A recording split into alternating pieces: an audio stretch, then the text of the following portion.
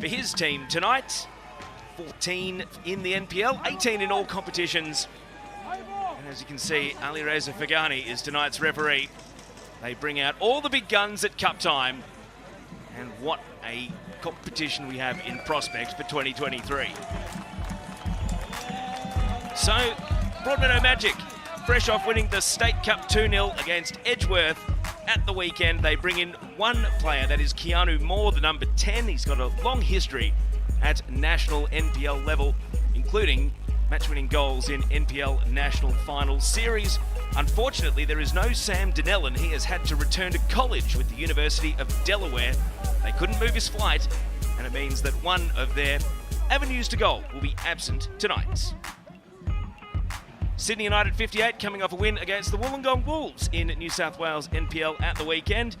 Miro Vlastelica makes no changes to his starting 11, which includes one of the stars of last year's competition, Daniel Nizic, Patrick Antelmi, who's been a long-term high performer, and watch out for other regulars like Adrian Vlastelica, who you might recall turned his Australia Cup run into a contract at Sydney FC.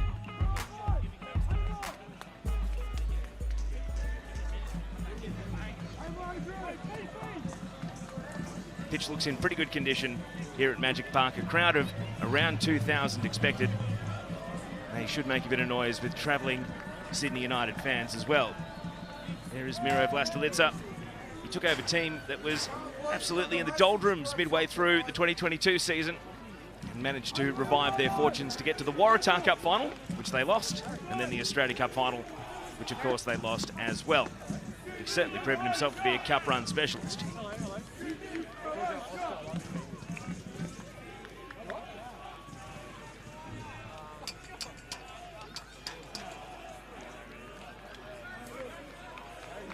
There's our officiating crew for tonight. Ali Reza Fagani has got the whistle. Andre Giev and Cameron Wright are his assistants, and Ben Abraham is the fourth official. There's no VAR tonight. The referee's decision is final.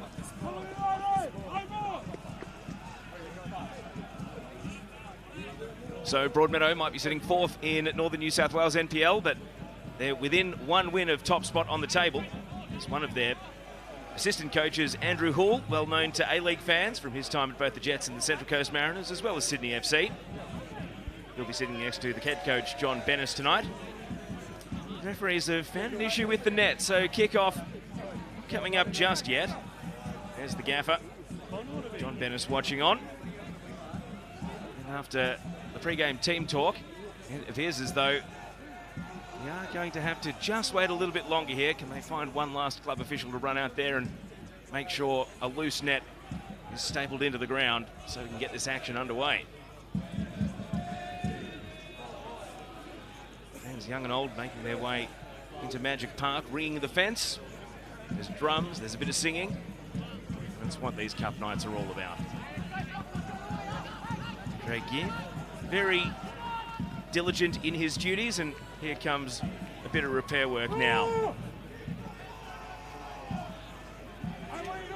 All of it is forgivable on cup nights. It's all magic of the cup.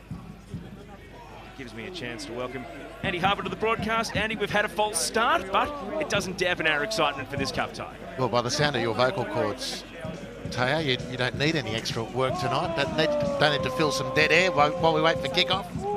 It's good to see you, mate. Always great to get out to this part of the world in particular.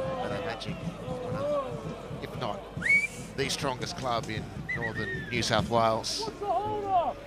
Really looking forward to tonight and to welcome Sydney United up the freeway to their treasured home ground here at Magic Park, just a stone's throw away from McDonald Jones Stadium where the Jets play.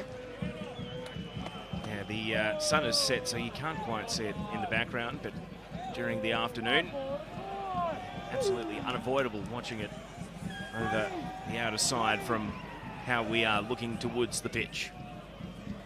All right, so they're happy with the net, and all is in readiness to get Australia Cup National Rounds 2023 underway. One of four fixtures tonight will keep you across all of them as action kicks off. And it is going to be Broadmeadow Magic attacking the right of your screens in the first half. A long hopeful ball will be dealt with by Christian Gonzalez, albeit a little tentatively, as he boots it out to the fans here on the near side to our broadcast position. James Kresner winning a header, then flicked into the box. We're a half volley away. He's able to deal with the danger. Camper. Both teams just feeling each other out at the moment. Who's going to put in that first reducer? Who's going to charge in for the first 50-50? Now an opportunity for Broadmeadow to try and move. Stewartson, who scored in the cup final at the weekend, so he'll be bringing confidence into the game. Ball is hooked away from him.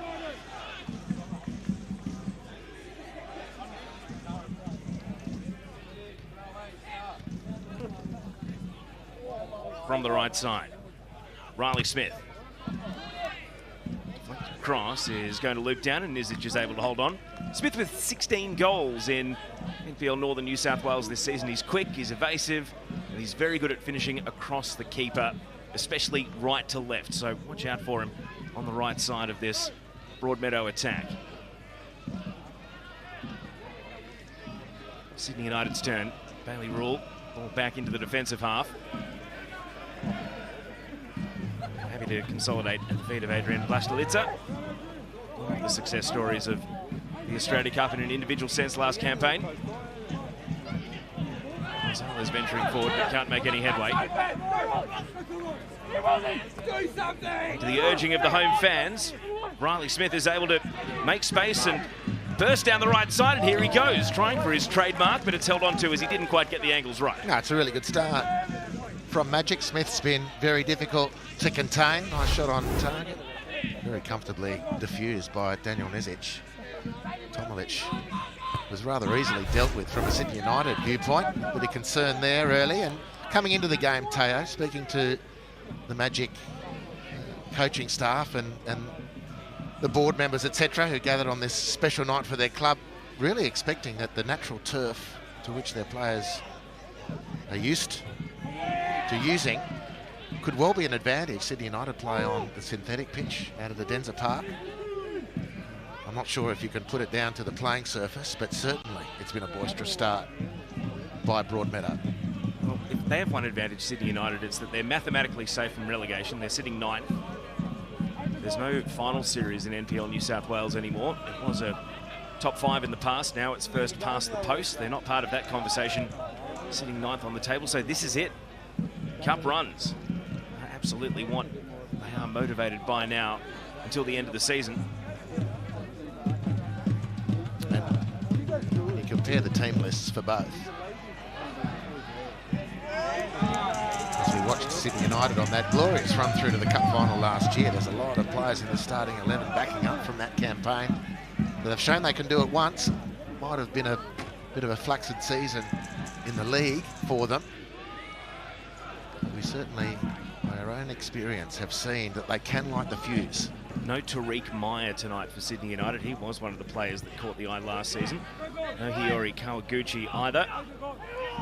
The awkward landing spot of the transfer window, about 2/3 of the way through the season rather than the halfway point, means that any additions you do make to your team in the NPL now have to be really precise, and they have to gel quickly in order to be a meaningful part of the remainder of your campaign. So we see Broadmeadow again trying to force the issue, but Smith is dispossessed by Blastelitza. United consolidating with Picardis.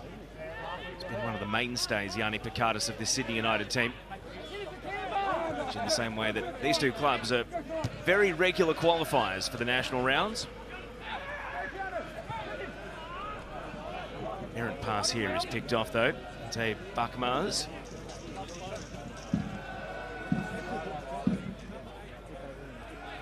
Definitely tell that it's Broadmeadow as the home team. Just trying to up the tempo, and Sydney United more than happy to slow things down when they're in possession. The press is on right here. Gonzalez clearing down the left. To control for Zawaris. Ball is switched over to the right. Bit of an aimless long pass, not the first time already, so 5 minutes gone. Sydney United still very much feeling their way into the game.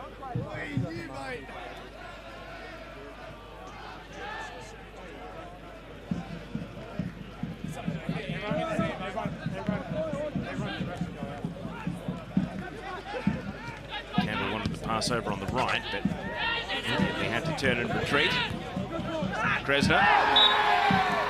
Absolutely no subtlety to that foul from Taisei Kaneko. Nice little turn from Kresner. His brother plays for Sydney Olympic in Football New South Wales NPL1. His dad, Jimmy Kresner, will be back as the first team coach here at Magic next year.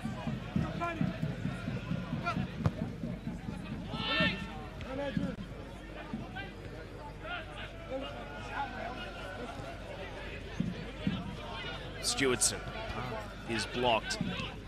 Went right into the heart of the Sydney United defence, but now more hand over the shoulder, and the referee allows the physicality to pass. Kresner breaking down the right. Wasn't able to twist the ball back on his right foot, though, and it goes out into a little cluster of youngsters from the Broadmeadow Magic who have all come along in their club tracksuits tonight.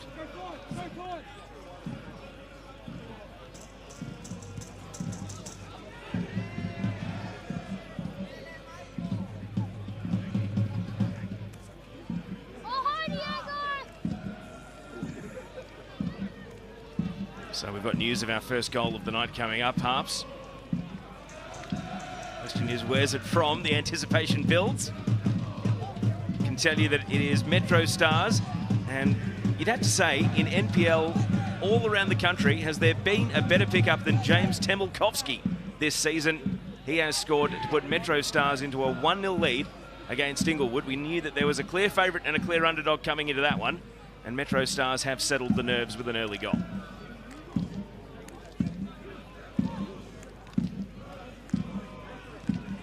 Metro Stars, of course, they won the NPL National Finals back in 2014, so they have good pedigree travelling around the country. And they would love to put together a cup run. Storied club in Adelaide. Back pass here from Gonzalez finds Desic, and he's got all the time in the world. The press eases off. Of course, for those of you not familiar with Australia Cup, there must be a winner on the night. Extra time and penalties if required. Bit of an errant header here as the ball looped up. Well, it was composed defending done to get the ball away to Broadmeadow. Xander Wary's cooled everything down just when it looked as though there might be half a chance for Patrick Antelmi.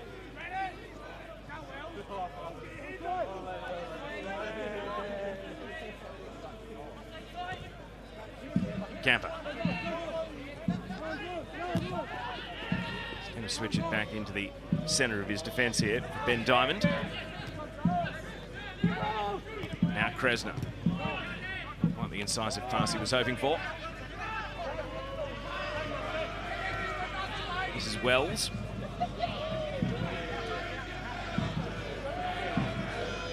Goalkeeper, the Colombian, Cesar Serpa.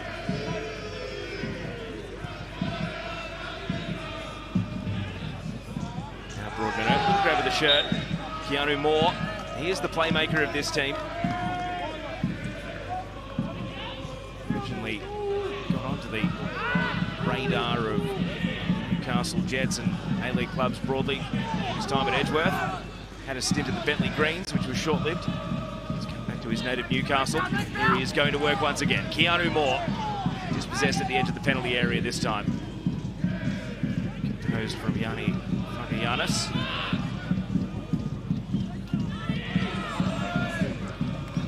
The defending is not yet done for Sydney United. Now having to come across and do the clean-up is Ante Bakmaz, and that's a no-nonsense straight out.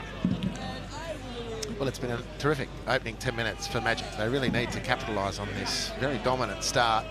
Sydney United haven't found their feet. You can't imagine, Teo, that that's going to be stayed in perpetuity for them.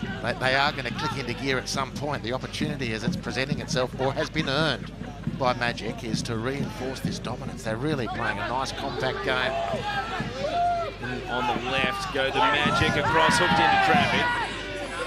Good defensive header away. Broadmeadow have got the numbers to reload. Keanu Moore. A little sidestep. Would have made Fragianis, but just put off enough to be dispossessed and out of wrong. Yeah, he's looked dangerous.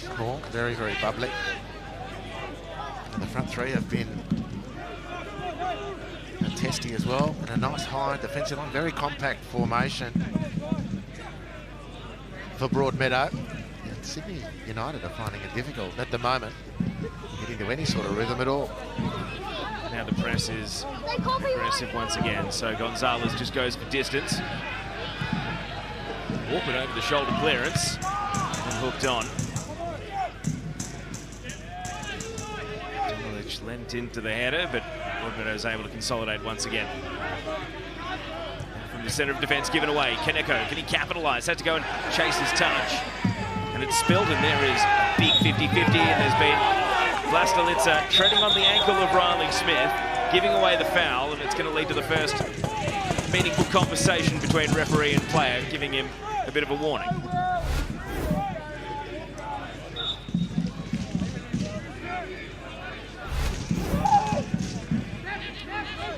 Ref had a good view of it. I from our angle, Tay, didn't see that much that was punishable by Adrian's effort there.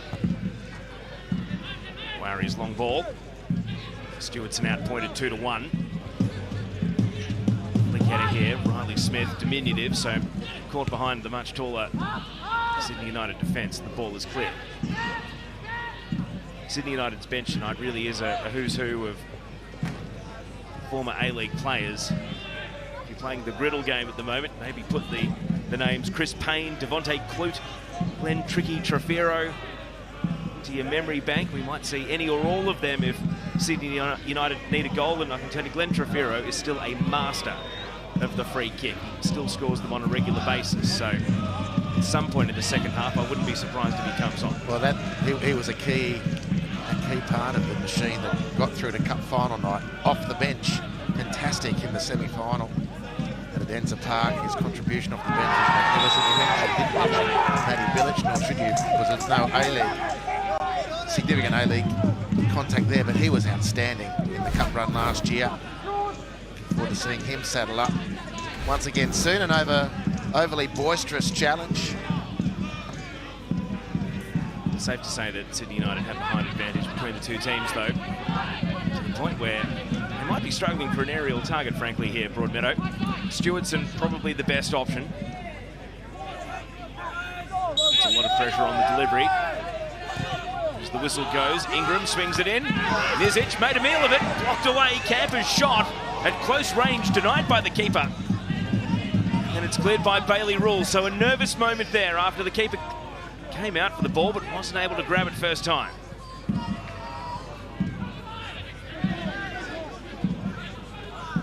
Again, it's Broadmeadow asking questions, but maybe now needing a goal to capitalise on their advantage in the game.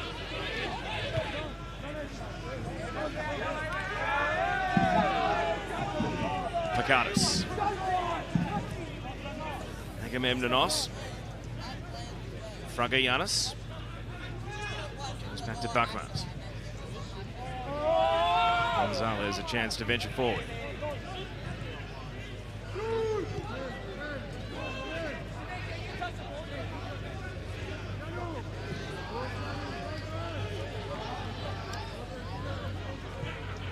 See Fragayanis' pass here. Trying to find a way. Agamemnonos to run onto the ball. He's bundled off it, but they do win a throw. Level with the penalty area.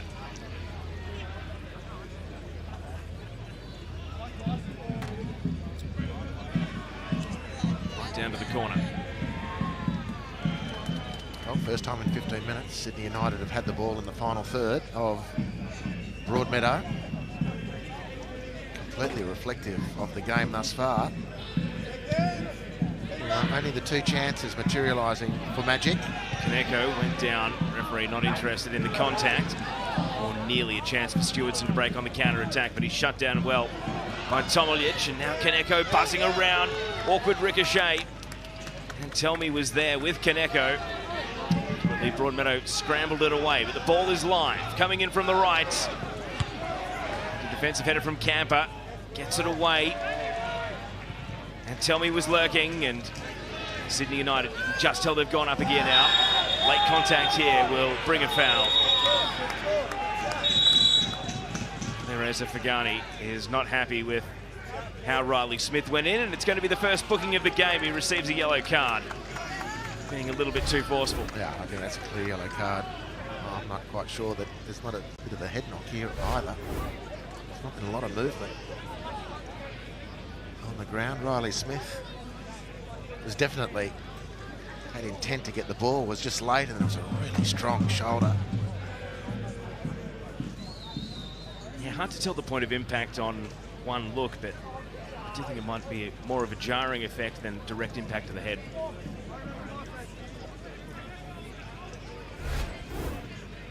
Trainer's out there. This does not look good. Let's have another angle of it. Sante Backmans, who is wiped out here. Well, still, there's not been a lot of movement. And well, he's been rolled up onto his side and now onto his back, so... the point with this Teo, it's not necessarily contact with the head. It doesn't matter where the contact is. If the brain rattles inside the skull, it's just the momentum of things. And I mean, I'm not, how can I prescribe from here what's happened? But all we can see is that Hunter hasn't moved a great deal since this really solid bump. As treatment continues, discussions on the sideline. They've, as I mentioned, got a lot of attackers on the bench. Payne, Clute, Trefiro, Leroy Jennings. So, fancy that it would be...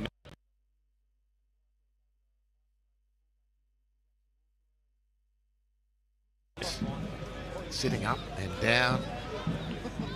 Doesn't look particularly well at all, unfortunately, for Hunter.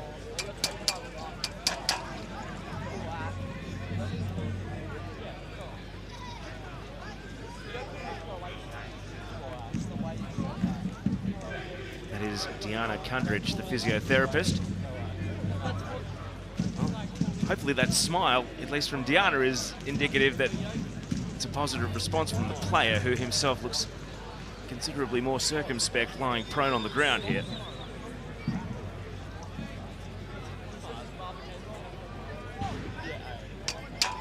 Referee's on the scene.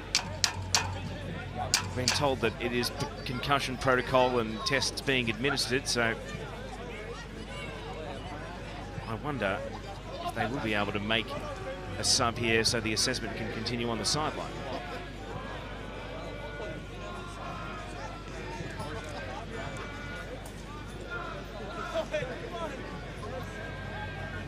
What we can tell you is there's been just the one goal so far in the 4 games. It's North East Metro Stars of South Australia.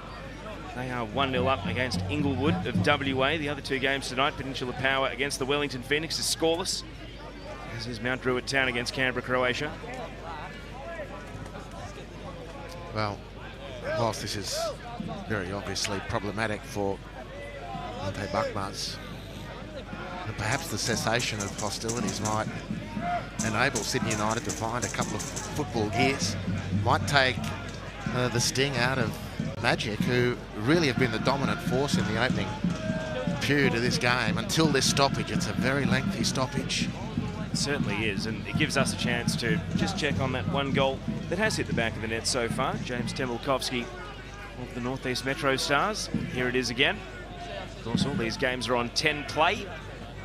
You see there an incisive through ball, and well, that's pretty loose checking there in defence, and even though it took a deflection, Temilkovsky's on fire in South Australian NPL. They absolutely love him over there. May not have worked out for him in Victoria, but he's gone across the border and become an absolute overnight sensation at Metro Stars, and he's continued that in the national rounds of the Australia Cup.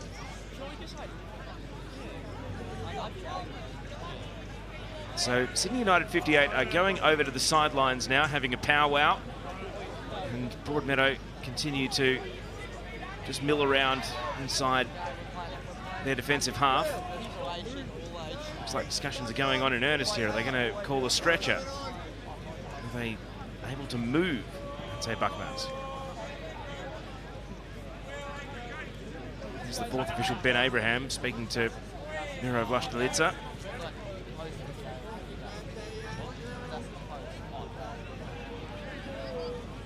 Here's the activity on the bench. Looks like a certainty that we're going to have a substitution. It's just a matter of if we can move the injured player.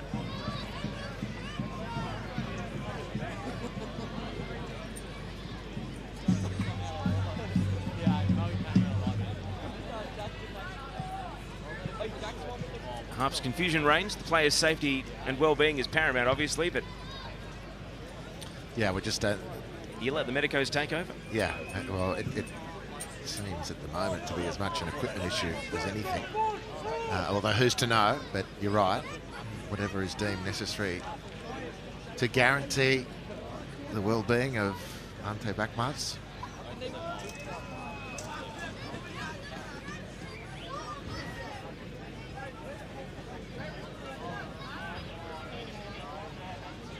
Yeah, you can see there in the background the Broadmeadow Magic players have gone over to their bench and now congregated there as well.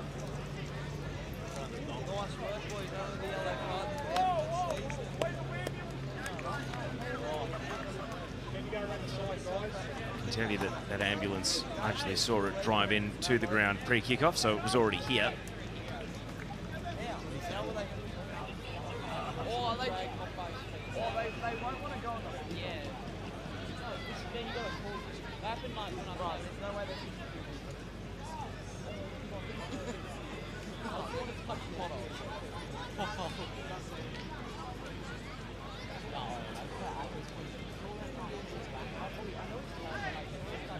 So if you've just joined the Australia Cup coverage, unfortunately, injury for Ante Bakmaz has left him unable to be moved seemingly without further medical expertise, as the ambulance staff are now making their way out onto the ground.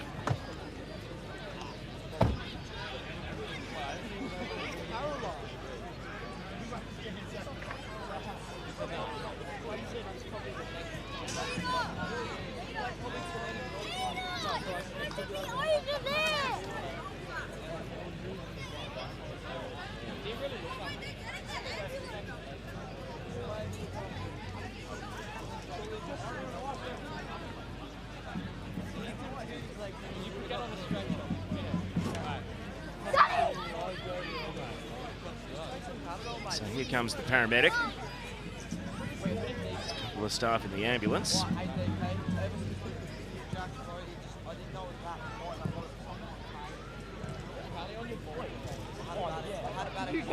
No, I remember I was rubbing my leg, I was rubbing my groin I can tell you that with seemingly no end in the foreseeable future to this delay, due to the medical protocols currently in place, we're going to take you on 10 Football's coverage of the Australia Cup over to the match between Metro Stars and Inglewood.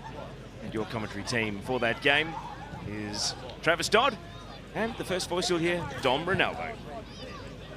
The side out of Perth, and it's of course, as you can see on the scoreline, the home side leading by that 1-0, scored very early in the game by the number 9 James Temolkowski.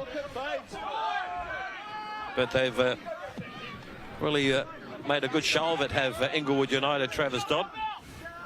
They started off brightly in the first few minutes. Metro were able to find their feet and really been in control. Inglewood have had their moments in this opening 27 minutes, but just haven't been able to really create anything in that final third. It's not that they're not getting there, it's just that final touch, that delivery, just not on the mark. See the goal here from Metro Stars, a great opening play there from Ayubi.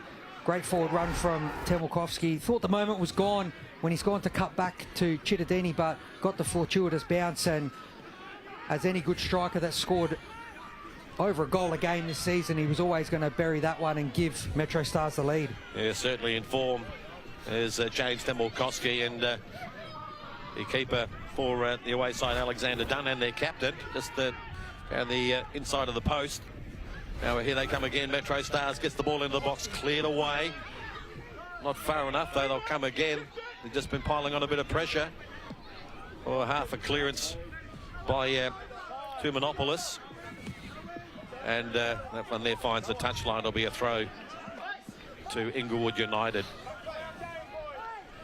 We're just on a half an hour played in this first half. And they've done pretty well just to keep Metro at bay after that early goal. Gal back to his teammate in McNamara. If they could just hang on until half-time, Trav, at this 1-0 scoreline, Inglewood would be pretty happy with themselves. They would. I think defensively they have been okay. Maybe the thing for Inglewood this first half is just closing the gaps between the lines of the defenders and the midfielders. Well, they're getting between the lines of Inglewood at the moment here. Metro Stars inside the box, and oh, good tackle. Just got the toe in. And that might have been Alexander Cedar Livings. Just cleared the danger as Austin Ayubi was just about to maybe strike at goal. Well, he was. Ayubi's no slouch either, so that's great cover. But it's just one thing that Metro have been able to do really well in this first half is make those forward runs and get in behind, in off the shoulder of the Inglewood defenders, and it's really causing Inglewood a few problems. And Miscal looked like he was going to get it in, but he played it short, so it resumes now for Metro Stars. Now the ball comes back into the box on the end of it, Solania, but he couldn't get on the end of that, and they're trying to clear their lines, Inglewood, and they do, but it'll be a throw to the home side. A pretty good battle between these two sides. Who would be the happier coach? I mean, obviously it's a question where you're leading 1-0, but would he be happy with his side for Inglewood United? Well, I think if you're a team that's coming into this game bottom of the table in the league, well, you are, aren't you? Well, that's right. That's the reality. They've been doing well. They've had some good moments in this game, and aside from that goal from Temelkovsky, there haven't really been any clear-cut chances for Metro Stars. They've all been half chances so far, and going forward for Inglewood, they're creating, well, they're getting down there. It's just that final ball or final touch. So there's some positives that Inglewood can certainly take out of this game so far. So Andreas Oliveira, the coach of Inglewood, wouldn't be too upset, but the ball coming back into the box. He doesn't want to score there, but he does. Well, we just spoke about it.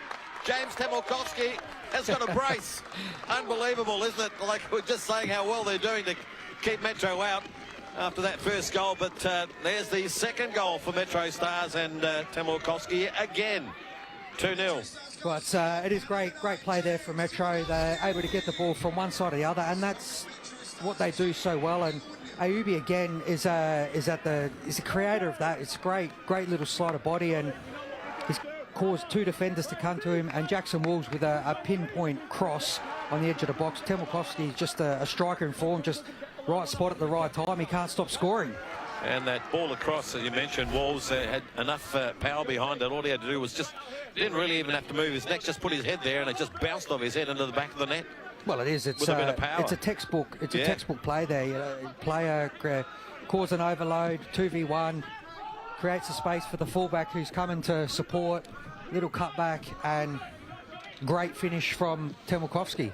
Well, we have to apologise to Andreas Oliveira. We were just giving him a rap just before that second goal. Before half-time, they didn't really want to concede. Commentator's curse, isn't it? It is, yeah, because they have done so well to keep him out. But they have been knocking on the door, it's got to be said. Now, it's up to Inglewood now to try and get one before the break, just to give them a little bit of confidence for the second half. With the Metro Stars, it's got to be said they do deserve this 2-0 lead. Well, they do, but even if it stays 2-0 at half-time, it's still a dangerous scoreline.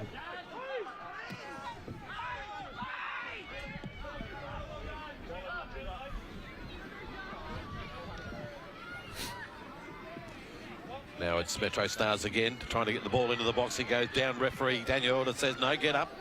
He'll be fine. And it'll be a throw to Inglewood United. They've been pretty busy, Cameron Woodford. And how quick is this Ayubi? Austin Ayubi is really causing a bit of havoc on the right-hand side for Metro Stars and keeping Inglewood United on their toes to the defence. 2-0 to Metro Stars. James Temelkovsky.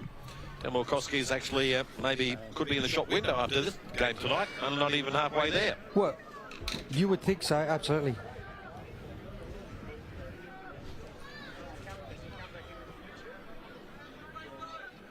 Well, we have a player being treated. So we'll... it's a free kick to the Metro Stars.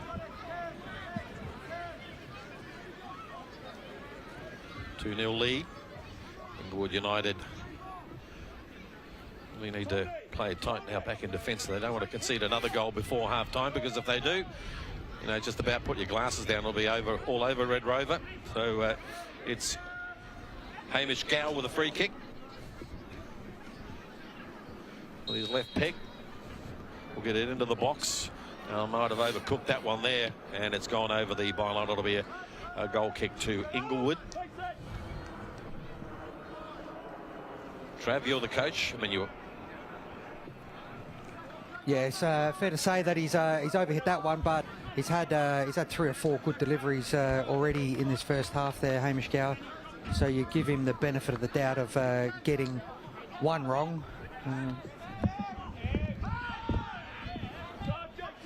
Yeah, they come again. Metro Stars just applying pressure, and Inglewood United really don't want to lose it from here. Chittadini now on the left-hand side. He's tackled. They just want to keep their shape and their focus, the away team.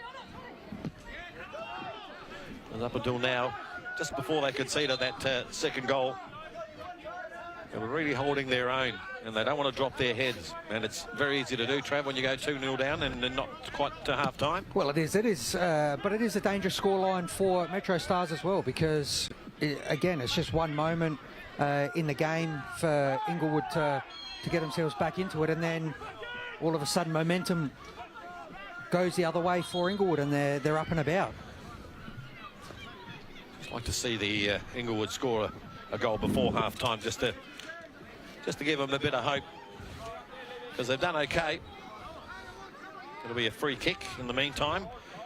I think these are the opportunities for Inglewood that they really need to capitalise on, these set pieces. They've got some big bodies out there. Really need to make sure that they're hitting targets here. And it goes into the box. Who's on the end of that? Well, looks like the Salanga, the captain of Metro Stars, just got there ahead of his opponent. It's back to Salanga. All the way back to Alexander Dunn, the captain and goalkeeper. Just about aimed my way, and I nearly caught that one, Trav. And it'll be out Not for far. a throw. Look, he had Chittadini closing down. Didn't want to take any risks there, so anywhere will do at this point. 37-year-old captain goalkeeper. As a project manager, Trav, in the mining industry, if you're looking for a job.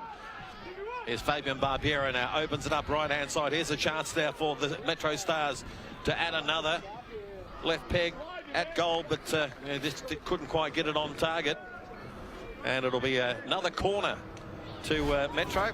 That was, again, the very busy Austin Ayubi. Well, there's a bit of a wayward clearance there from the fullback. It's really Del Barello created that for Barbiero. Good ball in for Ayubi, who has had a good half so far in this opening 37 minutes. I thought the opportunity was there for a cutback back to Barbiero. He's elected to take it himself, and missed opportunity. And it's Hamish Gow on corner duties. Over the top there, trying to get on the end of it was Noah McNamara, but it's another corner on the other side this time. So, they've started to accumulate the corner kicks, Metro Stars. Again, we've seen a lot of deliveries from that left-hand side from Gow going into the far post. We've got Ayubi on the corners from the right-hand side, so we'll see if it's a similar tactic looking for the far post. We'll see Temelkovsky making that run into the middle. Michael Domfey was there doing the defensive duties. Now he's going to try one from a long way out. Maybe wishful thinking there by Chittadini. And nowhere near the goals. It'll be a goal kick to Inglewood United. I think somebody was actually yelling for cover at the ice cream stand that's just come in screen. He's almost collected the person waiting for a cinnamon donut. One good thing about the suburban grounds, Travel, with this Australia Cup, are those little ice cream donut stands. I can't smell any food, though. I can't smell any... Well, I know you tasted them because I saw you munching on 3 or 4 of those cinnamon donuts when I got here tonight. It wasn't 3 or 4, it might have been 2. And it's 2-0 here at TK Shuttle Reserve here in Adelaide. Metro Stars pretty comfortable at the moment. Up to Inglewood to take it to them. And a goal, if they can get one back before half-time, would certainly do that. That was kicked into touch by Salinga. So another throw to the home side. And the home fans would be pretty happy with their team if they can hang in there so they can march into the round of 16. But there's a long way to go yet. Still got about 6 minutes or so in this half, and then another 45, and be interesting to see what Andreas Oliveira's team talk will be at half-time, Trav, for the away team. Well, it will. He's got to give them something to motivate them and get them up and about. This game is by no means over. 2-0 scoreline is dangerous, as I've said before, for Metro Stars. It just takes half a second to put the ball in the back of the net. So one opportunity for Inglewood to get momentum back in their favour and give them a glimmer of hope for this second half and even the last few minutes of this first half. Nice touch by Iobi. Gal miscues it. And now a chance for Mokala. Goes one way or another. 3 Metro Stars players around him. When they lose the ball, the home team, they really defend in numbers. Don't think Isaac Carmody, the keeper for Metro, has made a save yet, has he? No, he certainly hasn't. But you just mentioned about that work rate defensively from Metro. It is something that they do really well. Get back in numbers. You see the turnover, and Makala's trying to dribble there. He's got 3 Metro players around him, so it makes it really difficult to try and find opportunities, find passes, spaces to get between the Metro players. And so the final 5 minutes of this first half. Long throw there. Inglewood trying to mount something, but Gow defending and took his eye off the ball and lost it. He's just given it straight back to Mokala, who has a crack at goal. I just said a moment ago, Trav, that Carmody hasn't made a save. There's one, albeit an easy one. Well, it was good intent there from Mokala, but probably from that distance not really going to test Carmody. Regulation save for him there. Yeah, Mokala really is only one causing Metro Star, to be fair, any problems. I think Bafabusha needs to get himself involved. He hasn't seen a lot of the ball. The number 10 for Inglewood, and it's a free kick to Metro Stars.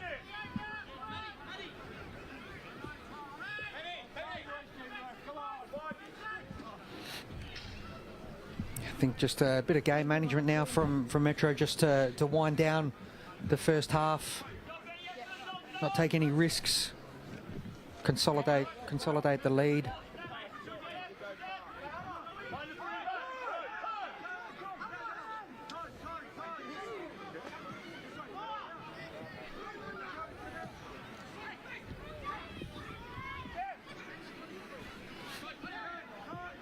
Good possession there, and kept well by Cameron Woodfin, who goes down the line. It'll be a throw to Metro Stars. I have to say, Woodfin for Metro has been relatively quiet by his standards. He's there and about. He's had some good touches, but really not seeing a lot of ball in this first half. Spread to the left-hand side. Here's Scott Nagel for Metro. Centre of the...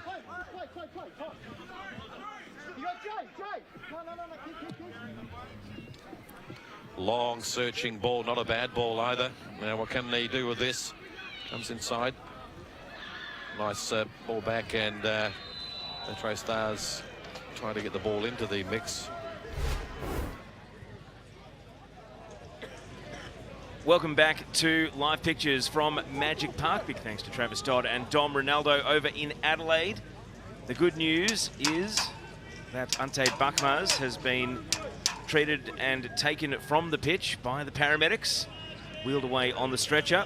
Miro Vlastelica, perhaps just like the rest of his team, trying to re-engage with a match that is about to restart. There's been a 5-minute warm-up for both sides.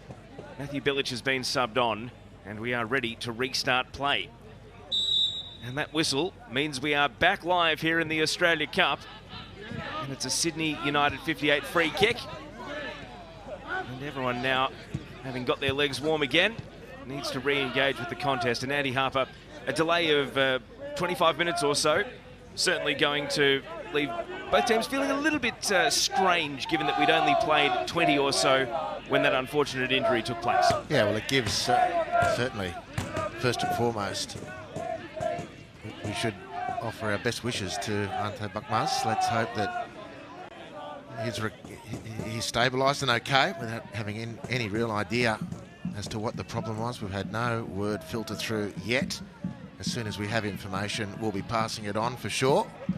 As we see Broadmeadow, Stewardson bundled over, referee right on the scene, and saying that it is going to be Sydney United ball. But it does give Sydney United this chance to start afresh, because for pretty much the entirety of the opening exchange up until the injury to Bakmaz, which drew a yellow card for the foul by Ryan Smith, it was all Broadmeadow Magic. Now, can the Magic, the home team here from Newcastle, reassert their authority? That's their immediate challenge. Get back into their swing, because it was a very impressive momentum that they'd achieved.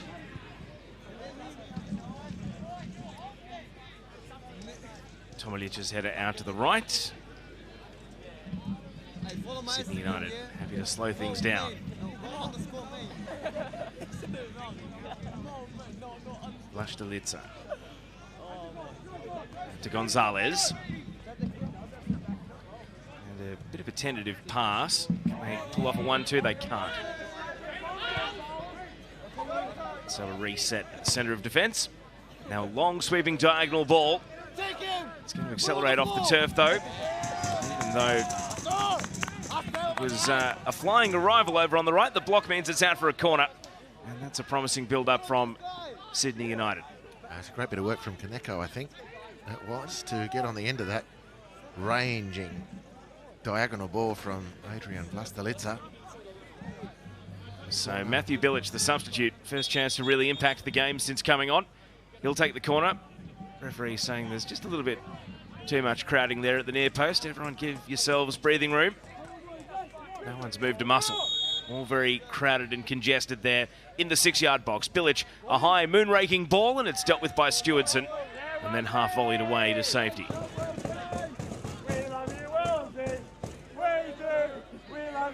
And so we've got news of a goal. Show me the way to Mount Druitt Town, because it's Mount Druitt Town Rangers, thanks to Solomon John Monaghan Viker, who has lashed that into the top right corner. What a good finish. And Canberra, Croatia find themselves 1-0 down as the ball hits the roof of the net here at Magic Park. And that was nearly a spectacular finish for Sydney United. Well, Patrick Ntome, who hasn't had a touch of the ball, I don't think, in this match so far, just shows how dangerous he is inside the penalty area. Instinctive effort from him on the volley and on the spin. Well, I know that when we heard from Robbie Feldman and Phil Moss in pre-game, they were suggesting that the cup might be just the tonic for Mount Druitt Town to try and break out of their really lean run in the league. They've taken the lead thanks to a very nicely finished goal. And the ACT's one representative in the Australia Cup now has it all to do. Of course, it was Sydney United 58 that knocked out Monaro Panthers in this round last season, so Canberra's desperate to have an Australia Cup win. You know, the Canberra Olympic has made it all the way to the semi-finals. It's been a couple of years now since they've had a win in the national rounds to hang their hat on. Good control of the ball initially from Wells. Home fans definitely thought he was fouled. Referee didn't agree. As he gets back to his feet, away goes Gonzalez. Tries to burst through a 1-on-3, and Ntome sends it out to the left. First time ball. It's over the head of Kaneko. He was unmarked at the far post, but the cross there from Bilic wasn't able to meet him. You're better since the resumption, Sydney United. And it's not that Magic necessarily have dropped off. They've maintained the semblance of intensity, but it's been Sydney United who've been able to raise the stakes, which they've needed to. They were clearly second best in the opening moments of the game. It's looking a much more even affair now. See Stewardson here, the number 9, being dragged deep into his defensive half to help build up play, but Kaneko is able to intervene and steal it, and then immediately won back off him. Nicely done by Kresnar, and now foot races on through the left side. Great touch initially, Oh, and the finish wasn't able to match. Real disappointment for Riley Smith. He's normally a sharp shooter, but that was not his finest effort. No, he's looked the most likely of a rather bubbly Magic start to the game, and his most direct sight on goal was probably his worst effort of the night, Riley Smith. Now the game's opening up a bit. A lot of end-to-end about it now. It's starting to turn into a cup tie rather than a cagey feeling out sort of affair, as we see a long shot blocked at the edge of the box. Agamemnonos sends it out to the right. Tomilic. Kaneko able to turn in space. Oh, is that a handball? The referee agrees. Penalty kick coming up for Sydney United. Certainly not disguised. It was an arm where it shouldn't have been. And the visitors will go to the penalty spot. Well, Kaneko, he lively down that right-hand side. It was Presner with his full lunge and the arms away from the body. And the referee with no doubt but to award the penalty. No VAR in the Australia Cup, of course. Anyone who's waiting for us to go to the video screen, it's not going to happen. And so Patrick Anselmi, he's been prolific from minute one in the FFA and Australia Cup. He loves the national rounds. He will face off here against Cesar Serpa, the Colombian goalie. Can Serpa keep the game level? He's got a wry smile on his face here, but what's his read on Antelmi? Big moment in this cup tie. Here's the penalty then. And Antelmi makes it 1-0 for Sydney United. An unerring finish. And the fans appreciate it. Sydney United have certainly been on top ever since the restart after the injury, and they get a goal that reflects their control of the match. Well, Magic were sailing very calmly until that lengthy stoppage, after which, to their eternal credit, Sydney United have found some of their mojo. The game levelled out. Sydney looked more dangerous, culminating in this penalty, expertly dispatched by Patrick Antelmi. And after what was a sleepy opening 20 minutes by the visitors, they now find themselves a goal to the good. Well, it's a dry night for the most part in Newcastle, but it seems as though more than a few beverage cups were thrown in celebration there, showering their players, the Sydney United fans, as they enjoy taking a 1-0 lead. And now the gauntlet is thrown down to the home side. Broadmeadow Magic in need of a response. Of course, plenty of time still remaining in this first half.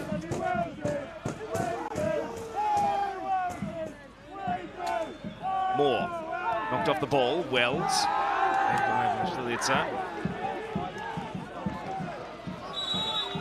Now the referee's seen a foul.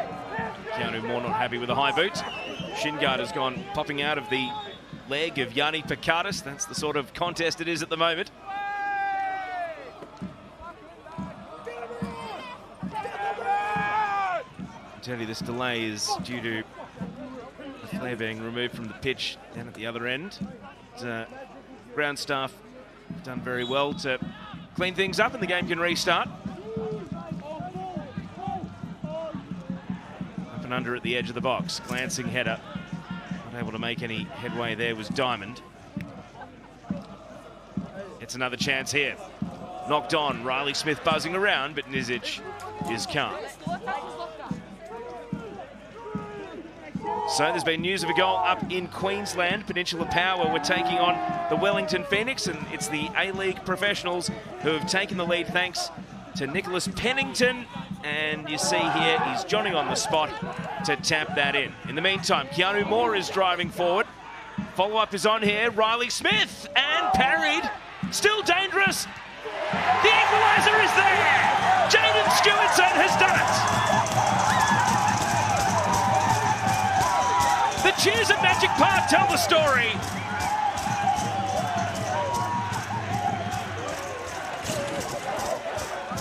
They went behind for long. Broadmeadow Magic have levelled this one right up, and you can see what it means.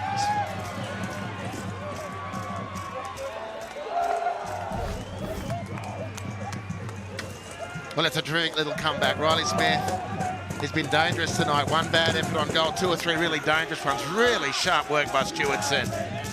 Nipping in. There was a moment there where you think if there's contact, there could be a penalty. The Sydney United defence managed to pressure but stay out of it. Not good enough, however. And Stewardson angles the ball inside the left-hand post as he's looking at the goal. And the rebound is kind. And Magic are back square. Well, we've got a cup tie now. I mentioned in the build-up to United's goal that the game had become end-to-end. Both teams starting to find a lot more space. The caginess had been set aside, and Broadmeadow Magic responding in kind, having conceded a penalty and gone 1-0 down. And now the confidence will be flowing once again. Wells, he's through the left here. The cutback's on. Or does he go himself? Good save. Nizic on a tight angle, able to make a top stop. Wow. They do offer an invite for Daniel Nizic to become a game saver. He was fantastic in the cup run last year. Wells has been busy, really lively out of midfield. It's a positive drive to the byline. It's a really narrow angle, though. I think he's erred with his option. They get the corner, though, Magic. So Bailey Wells, who won the corner, and in swinging to the near post, diving header gets it away. Exhale for Sydney United. So just repeating, that goal for the Wellington Phoenix was Nicholas Pennington. They now lead Peninsula Power 1-0. Of course, first competitive match under their new coach, Giancarlo Italiano. Edge of the box, a half-hearted penalty shout from Magic, waved away. Now the foul given by Kresner. No, games really come to life. And for that, we have to thank the resurgence of Sydney United after the lengthy stoppage.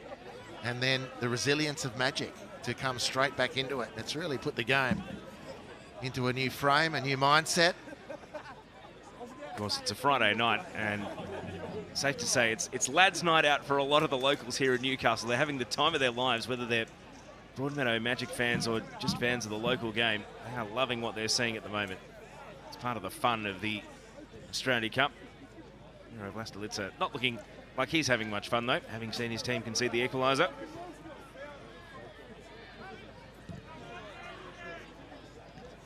Pinpoint driving ball out to the right, but Kaneko is immediately dispossessed. Now Stewardson, the goal scorer. It's knocked away onto the roof of the clubhouse. It's not coming back down.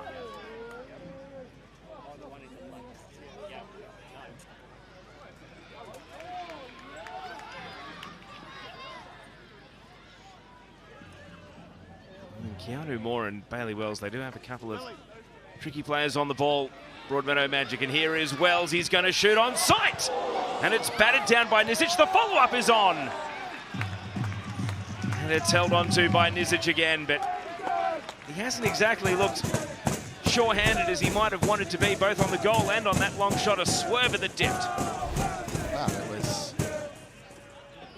beaten away by Nizic, who was clearly moving a lot in the air, that ball from Bailey Wells. That's set up beautifully here at Magic Park. And the home fans perhaps having an effect as well. Bronx cheers as a mishit pass. Sails out for a throw-in for the home side. Well, it comes to nothing. So we've had at least one goal in all 4 games then. It's been a bit of a slow burn through the first half, but now developed into a bit more typical Australia Cup night fare. This is the only game currently level, though. Attempted back heel from Agamemnonos, seized upon by Bilic. Tomilic, Gonzalez, full-blooded challenge, missed the ball. However, it's cleared away by Camper. He's done well. Moore to Smith with half the pitch to go. He drops the shoulder, and away goes Riley Smith. Camper. Now Keanu Moore. Headed into midfield for Kresner. He's trying to step through. Took on one player too many, but he's not giving up on it out there.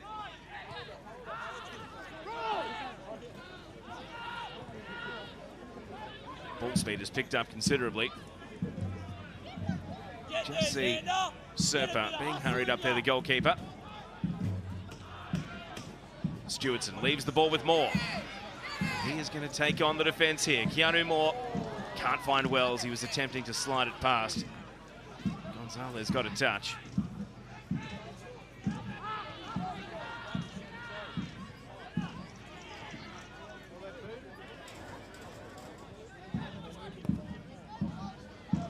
Long ball, and on this occasion, the referee has seen an infringement for a shirt hold. Jaden Stewardson, free kick given.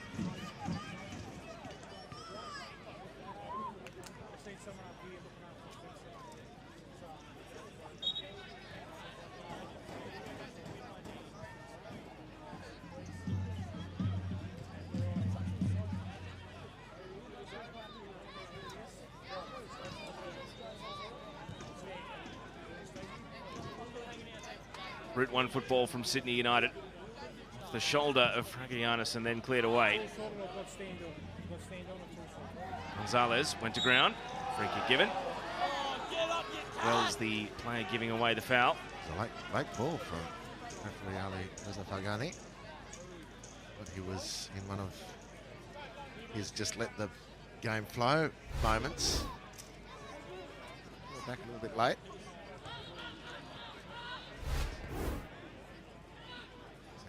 Rethink about that, Ali Reza. Sydney United went backwards from the subsequent free kick. He's the man that won it a moment ago.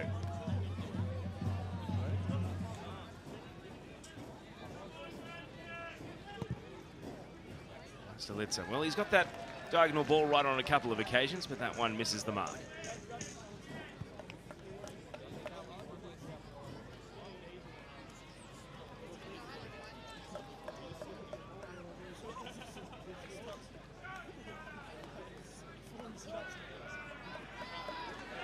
Oh, everyone stopped. They were refereeing themselves, but play springs back to life. Picardis, the man on the ground, slid in. Ball spilt. Kaneko.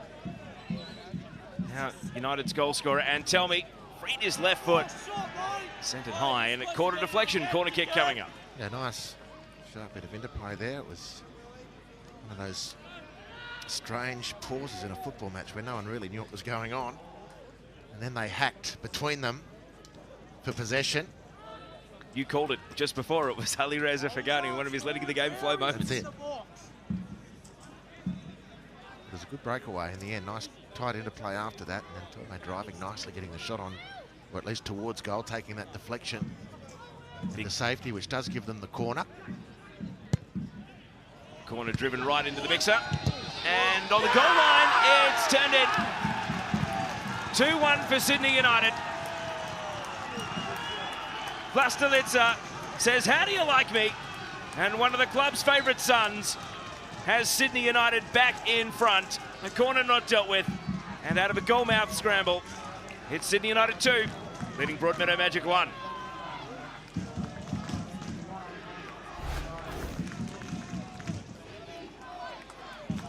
Well, the corner into the danger area.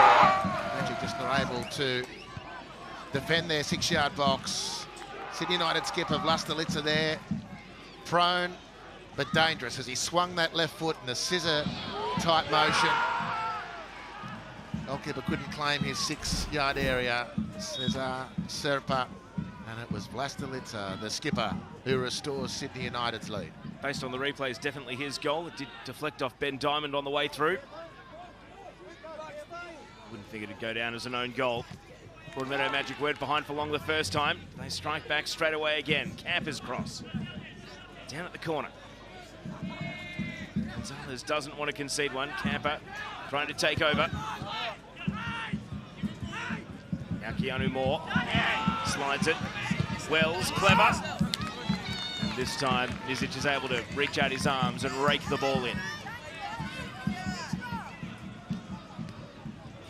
Under 10 minutes of regulation until half-time. For those of you who've been with us from the beginning, the clock was stopped and then restarted, so we're not going to have a mountainous number of minutes of stoppage time to reflect the injury delay. The game was actually formally paused at the minute mark that the injury took place. We have a Broadmeadow player down here, but not able to win a free kick.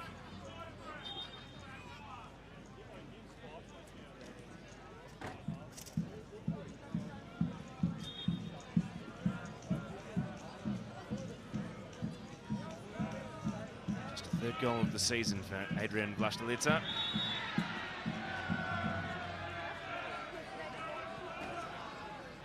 A bit of frustration. This time, Keanu Moore does win the free kick, so it's the home side who restart. Jeremy Wilson. First time ball on. Keanu Moore was breaking, but it's confidently half volleyed away. Kresner. Gamemnonos.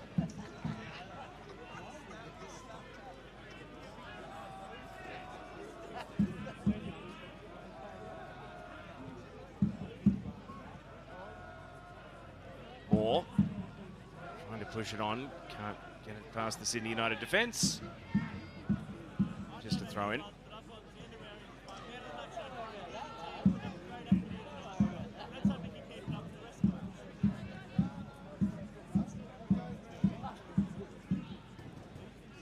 Riley Smith, Bailey Wells, Sam Camper, twisting back. Kresner for the reverse pass through the right channel. Good ball. Bouncing around.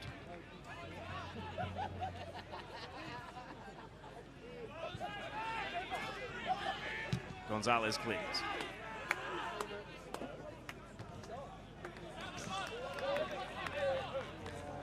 So it hasn't quite been the response akin to going behind the first time for the Broadmeadow Magic, but they're certainly trying to keep the tempo high. They need is a killer pass. A bit more attacking possession down in their danger end, because at the moment they're not spending a great deal of time down there. No, it's a much better organised Sydney United at the moment, but still, you have to say in defensive Magic, they've gone behind on the scoreboard, but they haven't wilted as a football team. They're finding it difficult to get through because Sydney United have increased their output and they're looking a lot stronger as a result, more dangerous. Here's Bilic down the left. And he had stolen a march due to drifting offside.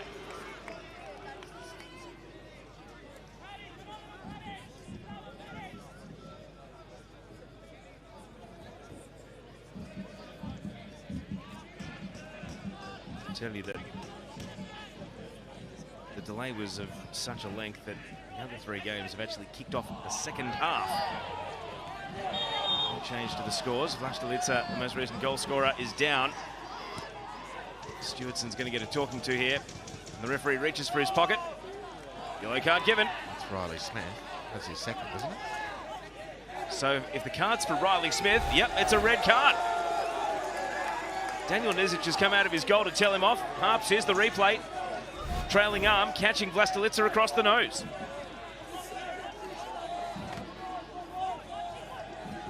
Referee's decision is final. He's got to go. There's no VAR. Second yellow means that Riley Smith has been sent off. There's the second yellow card. It was Riley Smith's challenge on Ante Bupmans, which resulted in the first yellow and the lengthy stoppage. Here's the second yellow. Now Daniel Nizic, who did come out of his goal, it looks as though Cesar Serpa has taken exception to that, and he's gone almost the entire length of the pitch to go down and have a goalkeeper-to-goalkeeper chat here in protest.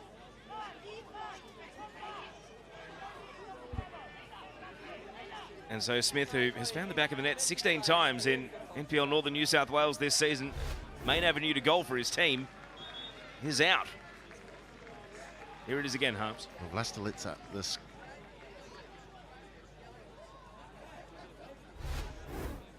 You get pinged for some, you don't for others. He got pinged, can't complain. It's not comfortable, particularly for Adrian Vlastelica. That's the focus. After just scoring the goal, Sydney United second.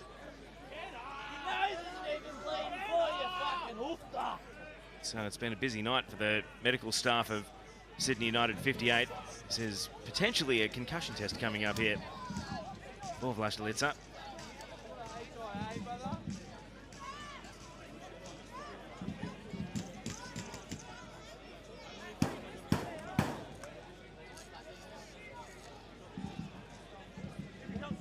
So as you can see there from the little red ticket above the Broadmeadow Magic team name on the score sheet, means they are down to 10 men for the rest of the night.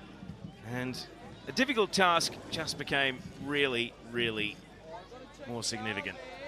They were already behind, but now they have lost one of their attacking weapons. Well, it was one of those, Teo, wasn't it?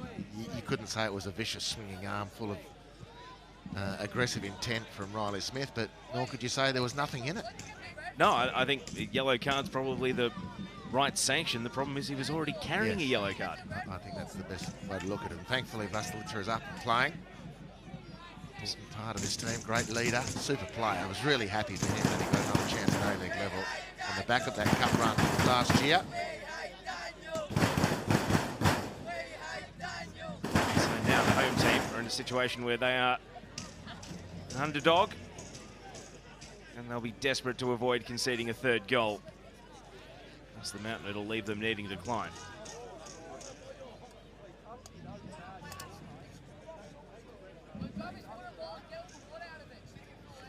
How aggressive will Sydney United pursue a third goal and a bit of a safety net? Gonzalez. They love the left to right diagonal, Sydney United. And here's Rule. Decides to double back. Kaneko from wide. Kaneko at the byline. And Tell Me was up. It's batted away by the keeper. Serpa did well. Gonzalez. And Tell Me. Tomadic. That pass was good enough for Camper to head away. So there's been news of another goal. I mentioned Northeast Metro Stars won the first ever NPL National Championships. Do you know who scored that day in 2014? This man, Fabian Barbiero.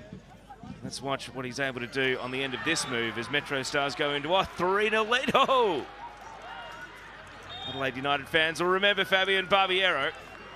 Now the rest of the country has been reintroduced to him here. Super goal. Bicycle kick. 3-0 Metro Stars. They are making tracks towards the round of 16.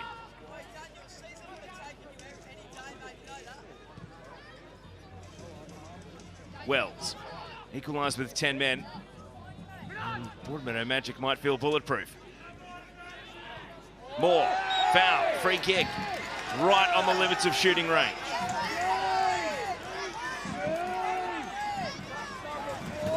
Pops up and says, "Where's your cards?" The referee doesn't agree. Just a free kick. Well, decent position. And Rule just with a heavy touch and then stretching in. If there's any serious contact there, I think it probably is a yellow card. Well, if you've been watching the Women's World Cup, this is where Panama scored arguably the goal of the tournament from a free kick a couple of nights ago. Goal of the tournament from a free kick or goal of the tournament, period? Well, still got the knockout rounds to go. We'll wait and see. Till now. Probably the clubhouse leader. This isn't going to be a direct shot. It's going to be a looping ball, hoping for Stewardson. And it's dealt with, well, uncomfortably by the Sydney United defence. And it's going to be another free kick. Challenging clubhouse lead there. Linda Caicedo v Germany. Sport for choice. We are sport. And we're digressing, but I couldn't let that one hang. No, well, let's see if Magic can hang one into the box now. Exactly. If they can get level before the break, it'll certainly change the tone of the halftime team talk. 4 additional minutes to end the first half. And that has been delayed by an unfortunate injury. This involved 3 goals and a red card. How much more are we about to see? First ball dealt with. Moore hooks it back. Wells! They have equalised with 10 men! Bailey Wells with the magic touch! And it's Broadmeadow Magic who do draw level in first half stoppage time.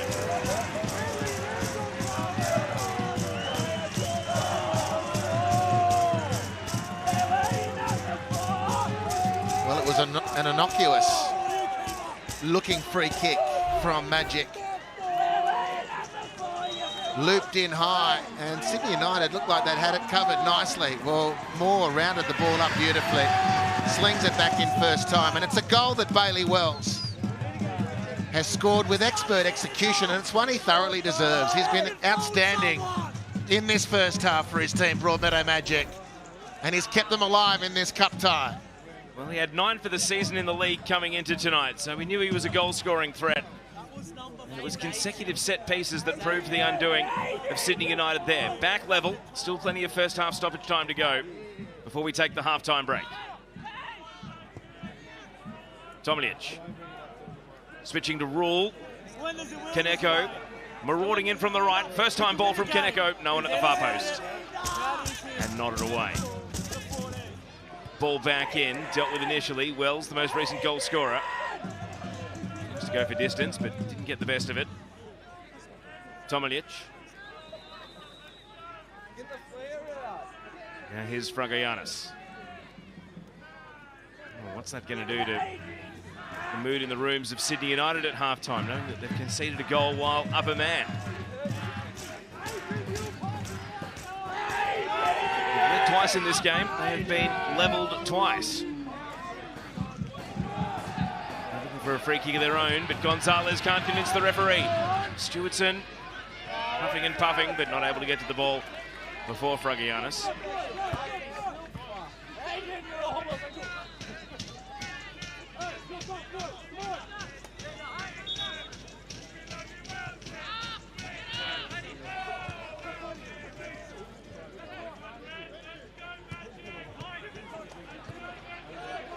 Long ball over the top, and Telmi outpointed on this occasion.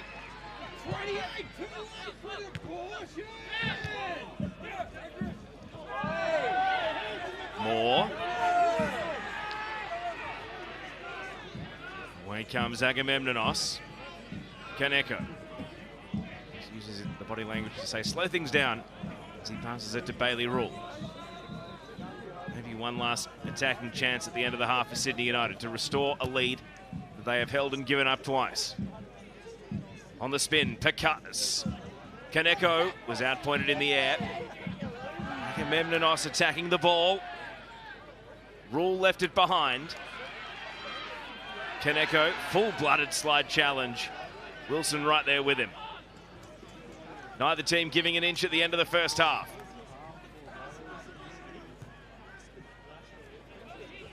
Stoppage time is up. Kaneko loves to drift in from that right flank. And now he's got a chance, and he fires it straight at the keeper. And Ali Reza Fagani says that will do for the first half. And what a half it's been. Sydney United 58 took the lead twice. Broadmeadow Magic, even with a red card for their top scorer, Riley Smith, have come back and equalised twice. It's a proper cup tie, this one, and who knows what twists and turns may remain. The equaliser came from Bailey Wells to give us our halftime score, which is Broadmeadow Magic 2, Sydney United 2. What an entertaining finish to that half indeed. 2-2 the score. Magic, they are down to 10 men, but they are not going away in this contest. We're in for one hell of a second half coming your way, but we'll be back after this to break down all the first half highlights from right around the country as well. We'll bring you all the goals. That's right after this.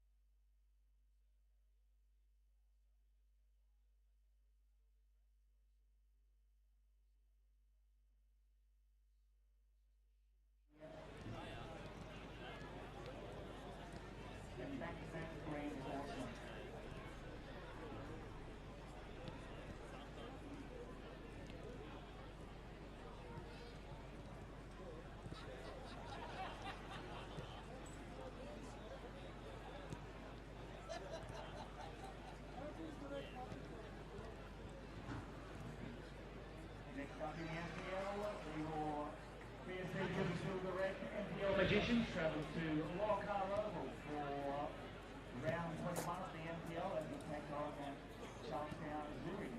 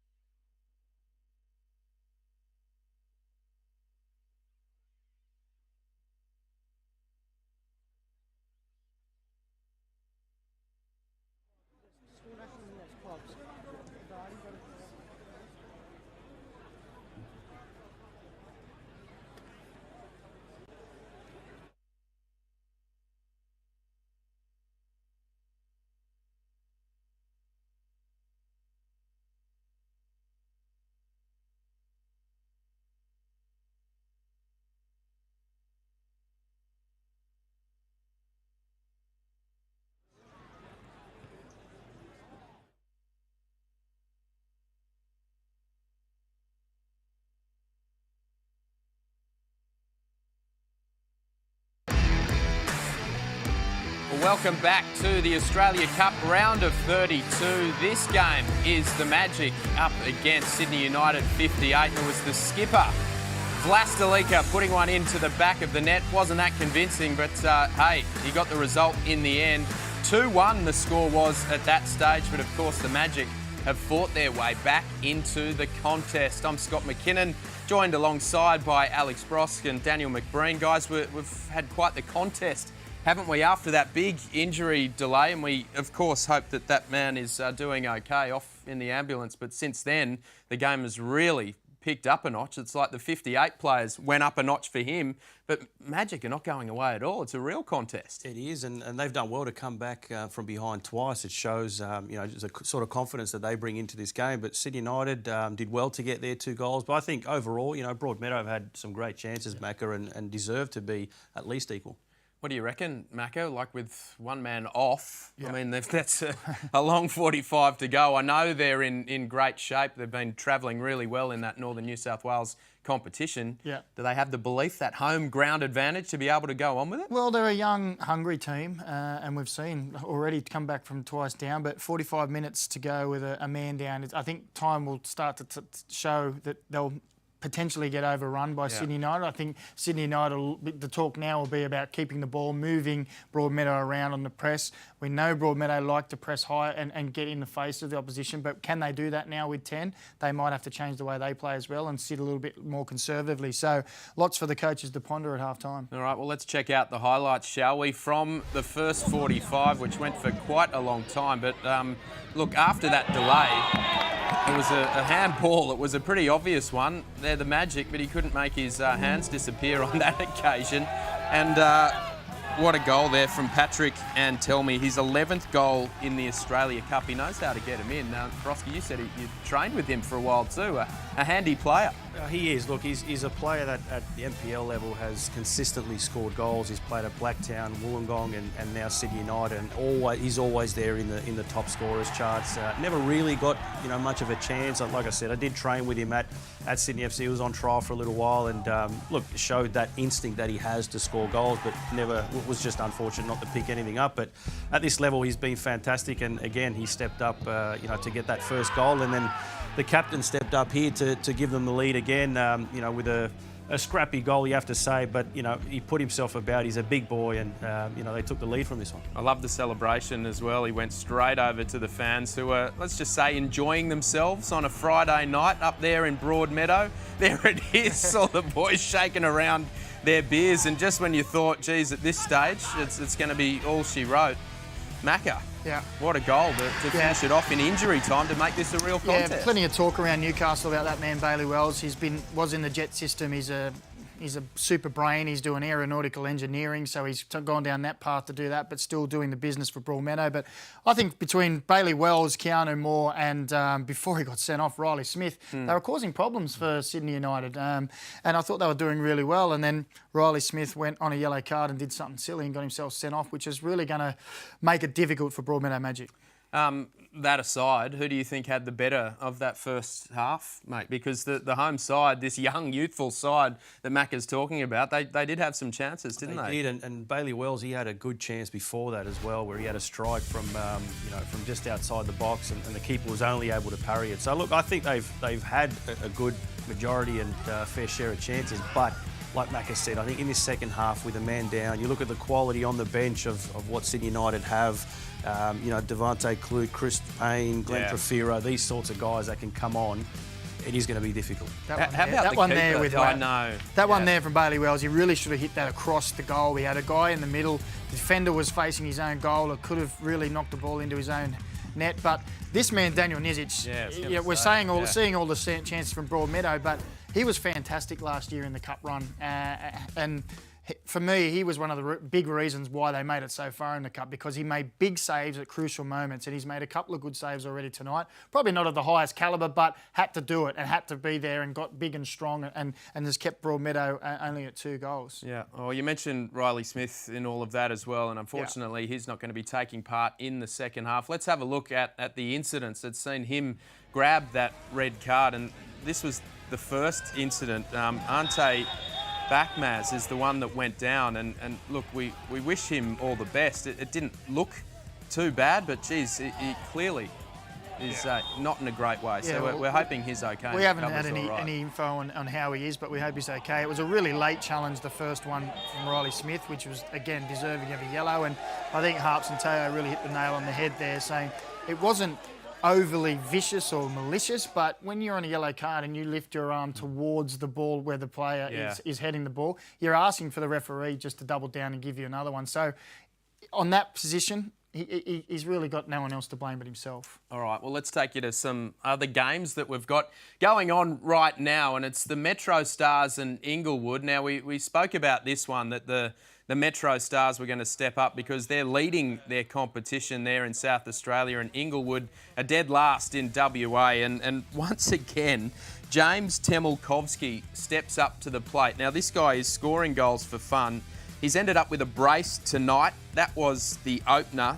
27 goals in 22 games for him, but you can just see the class, can't you guys? I mean, we were watching, we had 4 games going on simultaneously, and these guys are really lighting it up. They're on fire. Yeah, it is hard to keep up when we're watching 40 games, but when the highlights come in and you see how good James Temulkovski, the areas that he's getting himself into. I mean, this goal here, he can see where the ball's coming, gets away from his defender. You can see he's a natural goal scorer, and those stats don't surprise me. And tonight he's done extremely well with another double. Helps when he gets service like that as well. It does indeed. That is 3-0 at the moment. Let's have a look at Peninsula Power, shall we, and the Wellington Phoenix. Now, this took a while for the Phoenix to get into this.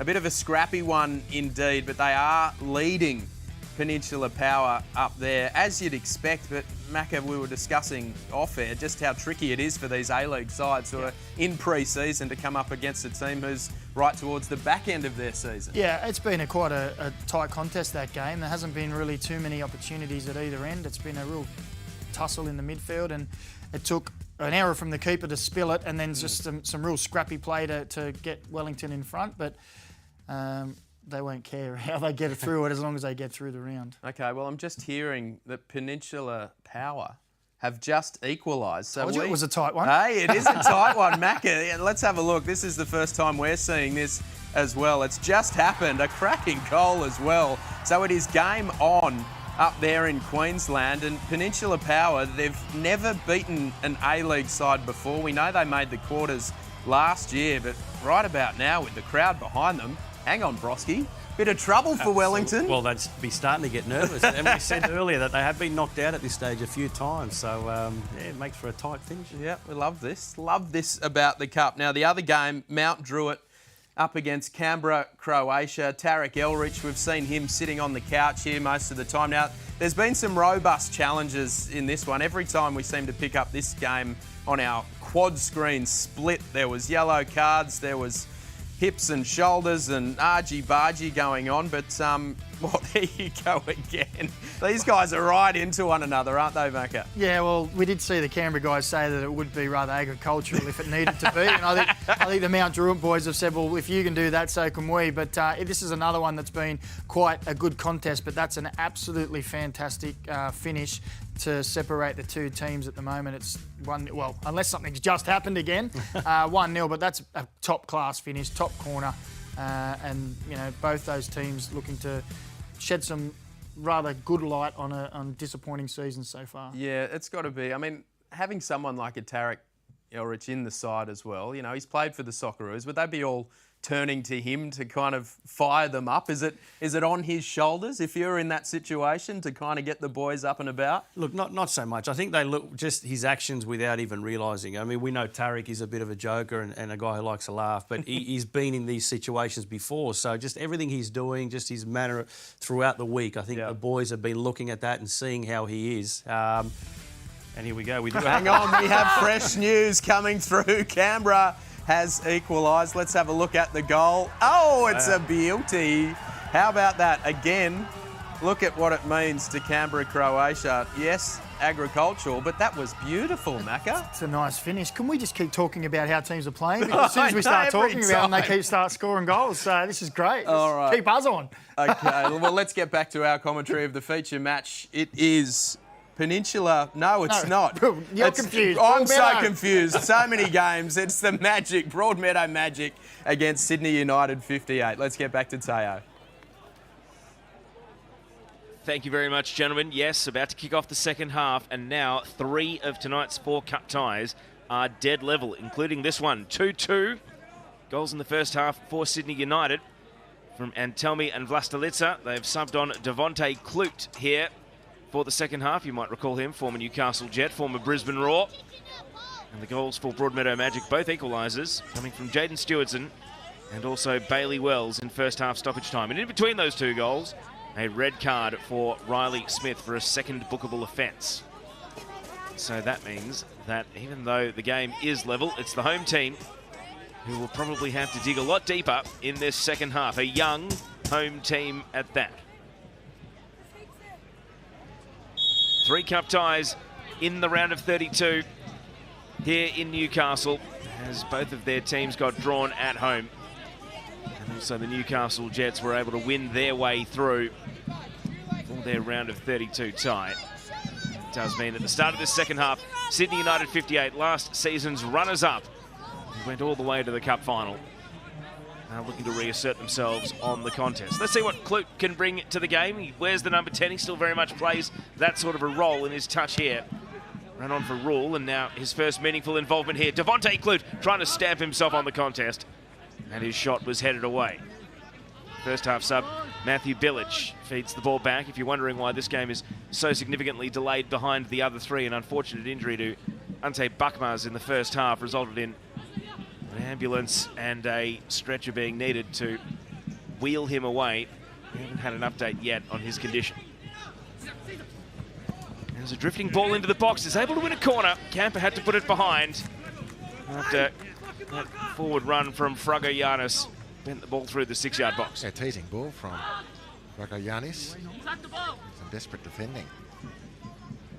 Magic to steer the ball to safety, but it does present the corner opportunity from Sydney United. From one such opportunity they've scored today. It was Adrian Vlastelica who was first to respond in a 6-yard box scrap. This corner's going to the near post with a flick on. It's another scrap, and it's saved at point-blank range. Serpa denies Tomiljic. Instinct alone. Right place, right time. Able to make a block on the ball. And any closer to either side of the keeper, and that would have been 3-2. Sucking in the big one, Cesar Serpa. After coming so close to falling behind in the opening seconds of the second half. Kloot clattered. Advantage given. Kaneko. We know he's tricky. We know he's got quality. And we know now that that probably should have been an assist for Patrick Antelmi. Well, he doesn't ever really miss from there. Antelmi, he really is deadly in and around the 6-yard box. That's fantastic work from Serpa. Much like Daniel Nizic in the first half, he smothered one from a very close range situation to deny Magic. Nizic has done that now for Sydney United. Good start to this second half. The player advantage for Sydney United. They're looking every part of the team that's going to take advantage of that. Well, we know that they loved the left to right diagonal ball when they went into attack in the first half, using this man here, Bailey Rule, and also the number 7, Taisei Kaneko. Do they mix it up? Will they have something similar in the second 45? So look down the left flank here.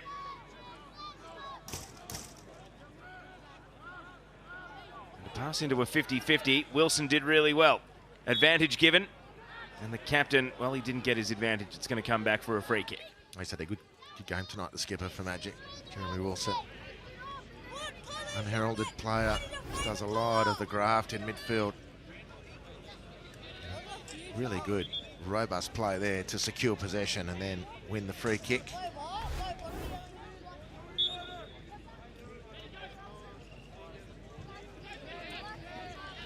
From the restart, Diamond.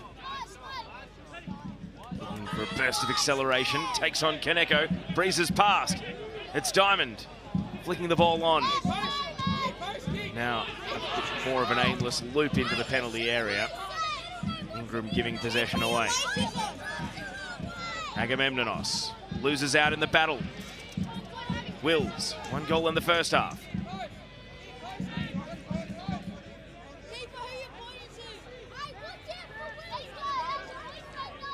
Broadmeadow happy to consolidate. Wilson barged off the ball. Bailey Wells takes over. And in shooting range, he's able to win another free kick. And this is a yellow card as well. Really dangerous here for Broadmeadow. Agamemnonos picks up the yellow card from Ali Reza Fagani. And now a discussion will ensue about who's going to fire this one. Well, there's been Magic's most dangerous player. Got a great goal in the first half to level things, Bailey Wells. And just too sharp on that occasion. Yanked back illegally and with the yellow card accompanying. 4 in the wall. See Kresner, Wells, Nizic waits on his line. Free kick taken. Nizic is down to it, out for a corner. Very well struck coming in from Will Ingram. Nizic equal to it. Yeah, it's comfortable from Nizic. Driving to his left. A little bit of a kick off the pitch, so it was more of a stretch that was required in the end. And swinging corner, batted away initially. It's in a sea of legs in there. Can someone prod it on? Appeals for a penalty. And the referee is not pointing the way the home fans wanted. I think initially, when they heard the whistle go, this Broadmeadow Magic crowd thought it was their spot kick. Not to be. Yeah, ball is in the possession of the keeper, which in the eyes of the laws of the game makes it a dead situation, but it was pretty frantic till that point. Nizic thrusting himself into the melee, and as soon as that point, it's determined that it's a strike-free zone. As contentious as that may seem to onlookers, and particularly to the players immediately in the situation. Pretty hectic in there. And Telmi rolling his marker. Deflected shot and a good recovery in the end from Zandawaris after he was turned, just to make sure that the left foot didn't sink through. All right, there's been news of a goal. Show me the way to Mount Druitt Town, because they are in a 2-1 lead now. We saw Canberra, Croatia equalise during the halftime break of this game. But after serving a lengthy suspension, Anthony Frangi is repaying the faith of his club by putting them into a 2-1 lead. And he has scored some amazing goals this season before getting that lengthy 10-game ban. They're in a 2-1 lead. Mount Druitt Town Rangers against Canberra, Croatia.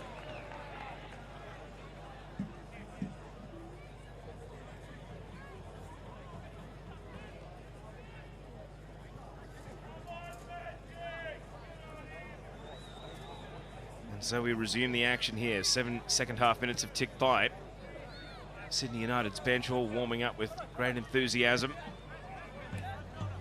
It's been flagged in the first half. Chris Payne, Glenn Trefiro, Leroy Jennings, all attacking weapons that they can bring on.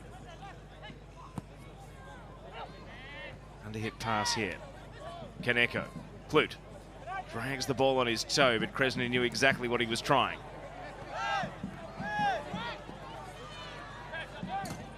It's well managed by Franco-Giannis. Mashtalitsa out to Kaneko. Those two have got a great connection. Here's Rule on the overlap, storming forward Rule. And it's intercepted by Wilson.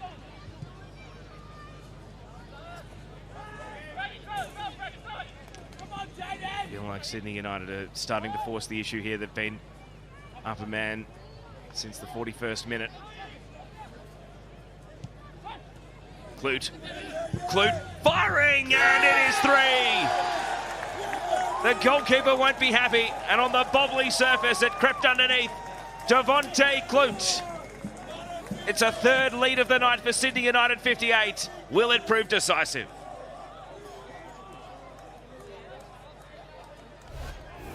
Well, they've come back twice already, Magic, including once when they were down to 10 men.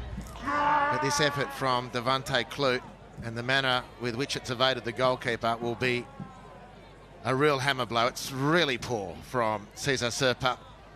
Devontae Clute's a tricky player. He hasn't got anything particular on that shot. It's pretty routine stuff. And it's the goal that gives Sydney United the lead, and it's a real party killer for Magic. Well, he had a miracle save earlier in the half to deny Tomljich, but as you say, Harps, that one won't be so welcome when he looks back on that. Cesar Serpa, will it prove to be the winner? We're a long way from the finish line, and as you say, Magic have already grabbed one equaliser down to 10 men. Certainly not been prolific this season, Devontae Clute. It's his 4th goal in all competitions.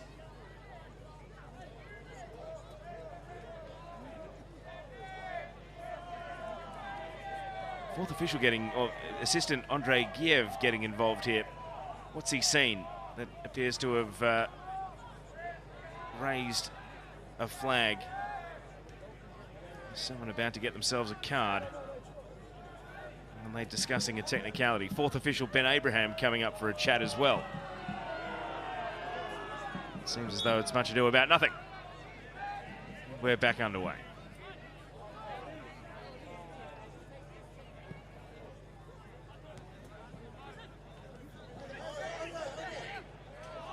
Sydney United on the break. Bouncing ball, awkward to deal with. Extracting it at the last there was Diamond, but the danger's not yet averted. Kaneko, wave after wave of attack. But ultimately it ends with Magic getting the restart. All right, we've got news of another goal out at Popondetta Park. And it's Mount Druitt Town Rangers into a 3-1 lead. Anthony Frangi, a quick fire double. See here, great control initially, and the finish into the corner. And so it's looking like a tall order now for the Capital Territory to keep their participation in the Australia Cup going for another season.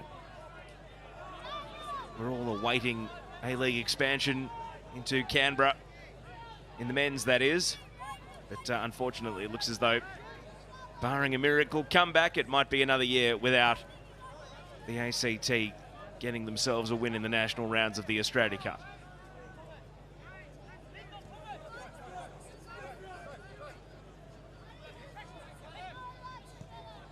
In the meantime here, 11 versus 10 is really starting to bear fruit for Sydney United. Clute attracting the attention of 2 defenders. They're not really able to deal with him. In comes Kaneko. Rule.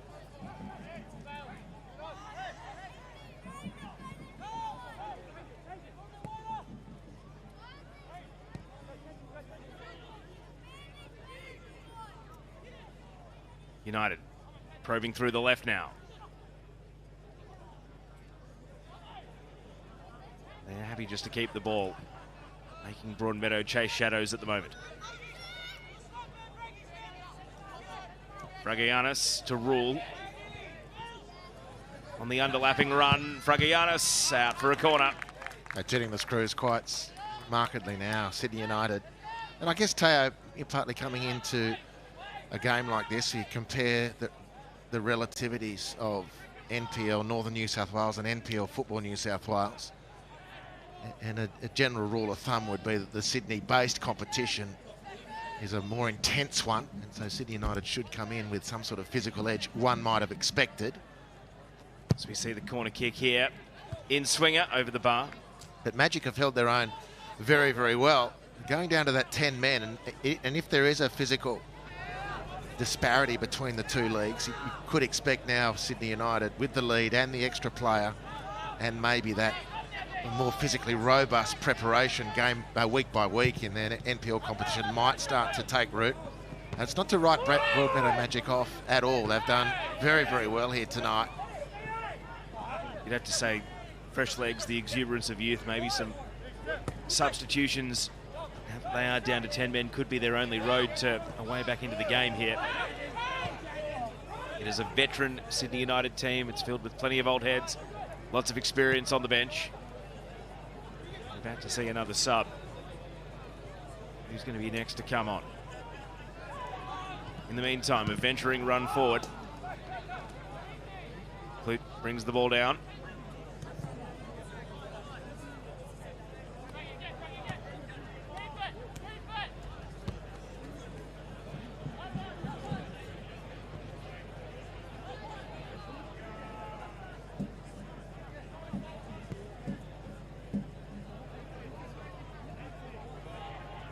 Dashing run from Bilic. Can he get there before the byline? He can't.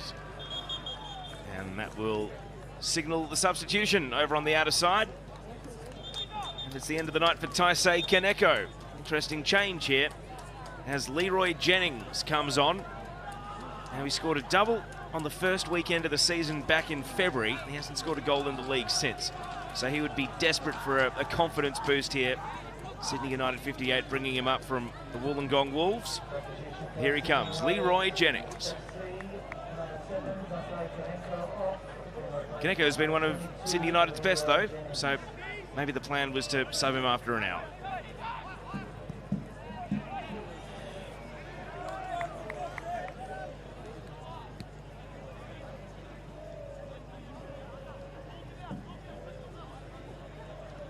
There goes Taisei Kaneko.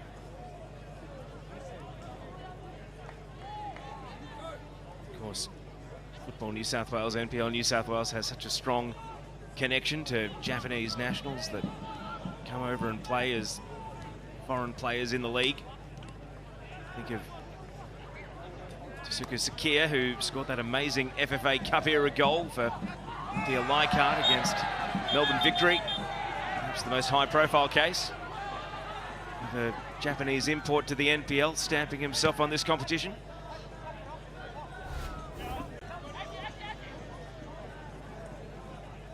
Look at the hunger of the City United players. It's really swarming nicely. There's the foul on skipper Wilson.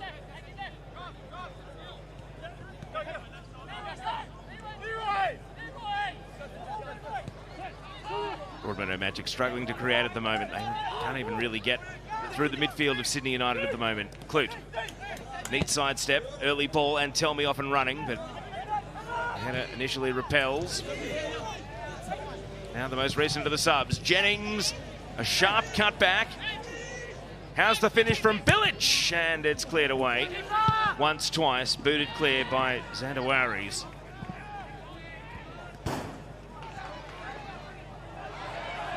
Now Broadmeadow, can they counter? Stewardson scored in the first half, contained here in the second. Kresner pops the ball over the top, but it's to no one in particular.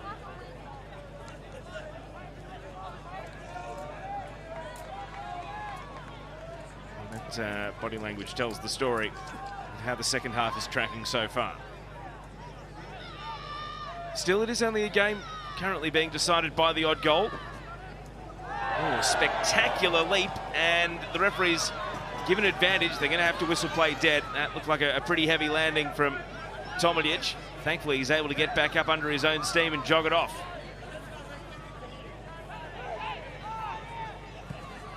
It's a little proppy, but he's able to continue. Relief.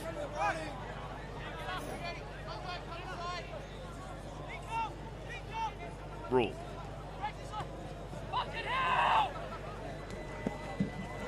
Stewardson won the ball. Starved of options, though, he and his teammates. Ingram playing it back to Moore. Kresner, every pass is a flustered one now.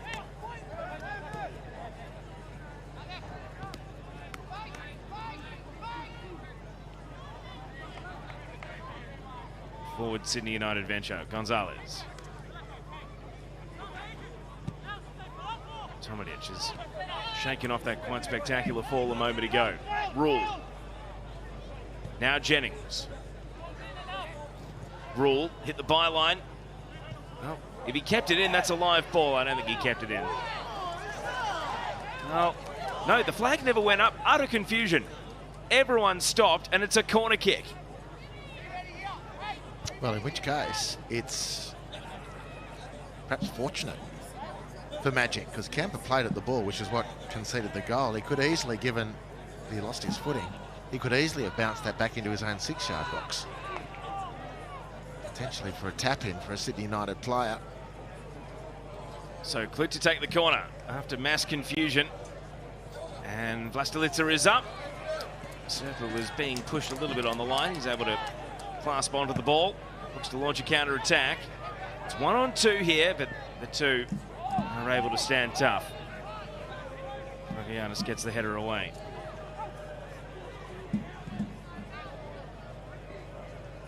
So, right on the stroke of full time, Metro Stars have made it 5. James Cittadini putting a full stop on what has been a pretty comprehensive performance. So watch out for the Northeast Metro Stars. They will go into the round of 16. Michael Cittadini there, correction, one of the goal scorers for Metro Stars. And you can see they're pretty happy with their night's work. So they march on to the round of 16. In that sort of form, I'm not sure how many other teams are going to want to run into them.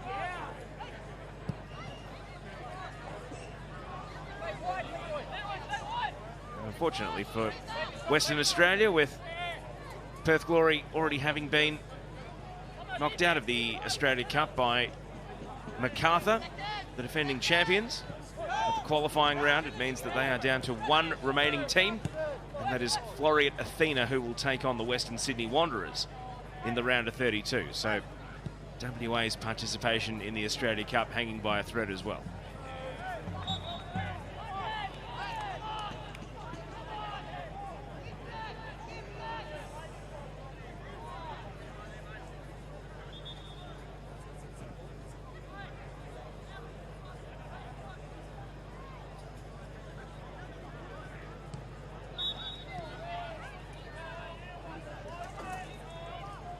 As though Broadmeadow Magic are getting another sub ready to come on here.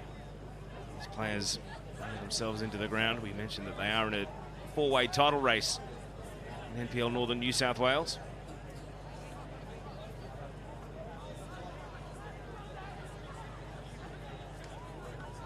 Looks like Dominic Bramora is going to be coming on at the next break in play.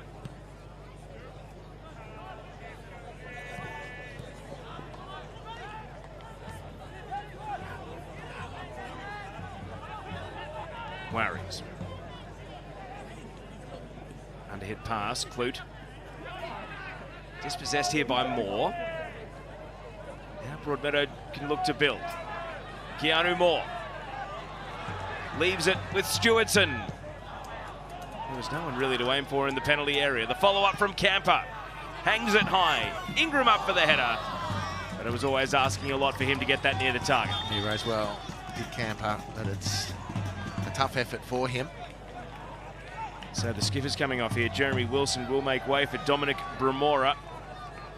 He's going to take his leave on the outer side to the bench, and so he throws the captain's armband over to Jaden Stewardson, and here comes the sub.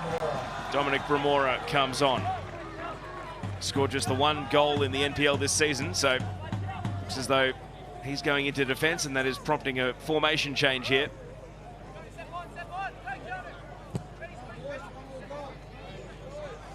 It's 5 at the back for now for the Broadmeadow Magic. Maybe the plan is to hang in there until later, and then venture forward for an equaliser, assuming that they don't concede more.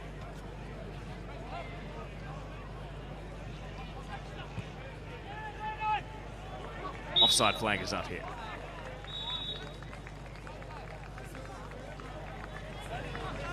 Perhaps, what do you see as the logic of going to a back five at this point of the night?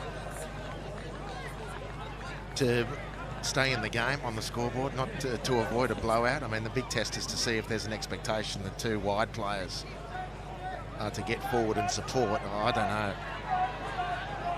Stewardson, the lone hand up top at the moment, waiting for the cavalry to arrive. Cut back here, Kresner. Magic waxing over on the right. Ingram's the only player in the penalty area at the moment, and now even he is drifting back outside the box. Moore, they're still in possession here, the Magic. But fatigue's a big thing for Magic. You know, they played some really positive stuff. The third goal's a real killer, the nature of the goal as much as the concession of it. And expecting William Ingram down the left, for argument's sake, to be covering the requisite territory to defend and then get forward and attack is a big ask. He's on the ball now. Feeds it back here to Diamond. Diamond leaves it with Ingram. Now Moore. They're holding on to possession here, the Magic. Here's Bramora, the most recent substitute. Born a slip at the key time, however, a recovery as well. Now at the edge of the box. Wells! Oh, Ingram! So close on 2 counts. And neither hits the back of the net. But maybe that is a sign of what's to come. Well, if he can get forward, he shows the threat. He's gone down stretching calf muscles until this point. And from a tight angle, Ingram can't find the back of the net. It's fantastic work by Moore. And Wells in the lead up. He thought he'd done enough to add to his excellent goal with a really telling assist. But they kept possession nicely, Tay. You described it perfectly. And that should give them real hope, Magic. Yeah, as long as it's only the odd goal, this cup tie remains on a knife edge. And speaking of which, we can tell you that Peninsula Power and the Wellington Phoenix is 1-1 at the conclusion of 90 minutes. We've got company going late into the night, Harps, because that one is off to extra time. And so that match still yet to have a winner emerge. I can tell you that Mount Druitt and Canberra, Croatia, has just finished 3-1 in favour of Mount Druitt Town Rangers. So they get a win, and the Capital Territory's participation in the Australia Cup for 2023 comes to an end. And we've already got full time on Northeast Metro Stars 5, Inglewood United 2. So this game continues with 20 minutes of regulation to go and Sydney United in a 3-2 lead. And there's going to be 30 more minutes, potentially penalties, coming up for Peninsula Power against the Wellington Phoenix. Are you surprised to hear that scoreline from up in Queensland, Harps? Well, you can't be surprised. We see it frequently enough. And it's great that Peninsula Power is still in it. You know, over the last number of years, they've been building a very consistent base of competitiveness in the Queensland NPL. It's no surprise at all in that sense that they've been able to take it to this level and hold Wellington to a draw. Of course, we will keep you posted with any goals if they do fly in extra time around the grounds, but the scoring is done in Mount Druitt. The scoring is done in Adelaide. Is it done here? Will it be Sydney United, the runners-up, the first non-A-League team to make the FFA Cup or Australia Cup final? Well, there's zero requirement for Sydney United to move the ball out of the centre circle. Not that we're expecting them necessarily to do that, but really, they've got the lead. Magic sit back as much as they like. Well, we've got a double sub coming up. 2 players waiting next to the 4th official, so maybe this gearing down is reflective of some tired bodies about to go. And going for the spectacular was Yanni Fragayanis, and that needed a save. Cesar Surfer turns it around the post, and that one was bending in. That was a good hit. Stretching keeper Surfer. Fragayanis striking it beautifully. 100% clear on that angle if the ball was going to go to safety anyway, but the keeper felt the need to intervene. Concede the corner. Here's change time. So a double change. Christian Gonzalez, the left back, is coming on for the youngster Alessandro Lacalandra. And at the other end of the experience scale, Glenn Tricky Trafiro appears to be coming on.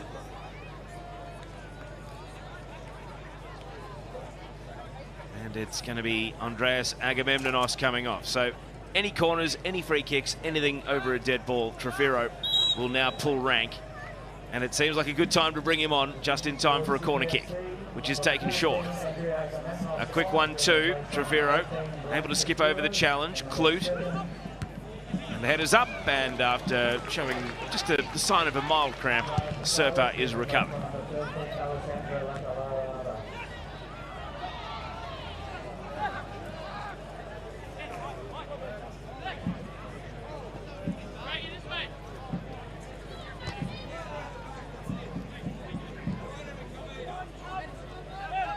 So bringing on fresh legs when needed. Some of the more eye-catching players in the game. Kaneko, Gonzalez, Miro Vostolica has not been afraid to sub them out. And now Sydney United heading forward again, and the offside flag was up against Antelmi. Slaps the turf in frustration that he wasn't able to time his run. And we're going to see a change coming here for the home side. Keanu Moore, who's run himself into the ground, is going to come off for Jared Baker, who has scored 6 goals this season in NPL Northern New South Wales for the Broadmeadow Magic. So maybe it could be a new catalyst to try and grab them an equaliser. Meantime, it's Sydney United, though, on the attack, hoping for a fourth. And then Telmy falls out of the way.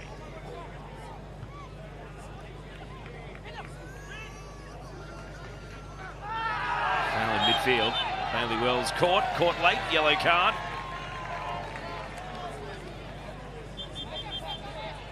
No hesitation from Ali Reza Fagani there to produce the booking. It's Tomanic who's run foul on this occasion. Sydney United, they made a double change and then they've left it for a minute and then made another change.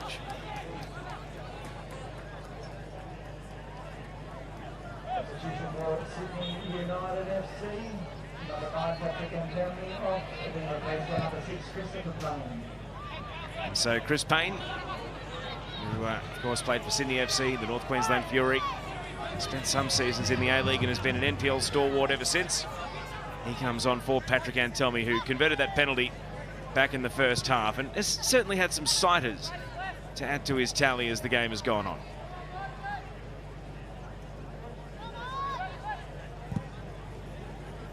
The left to right diagonal ball continues for Sydney United, but not quite the same strike rate of success as when it was Kaneko running it down in the first half. Here's Baker, immediately caught by Jennings.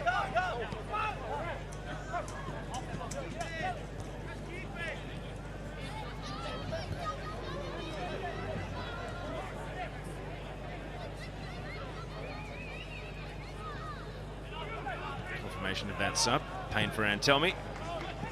Here's Clute.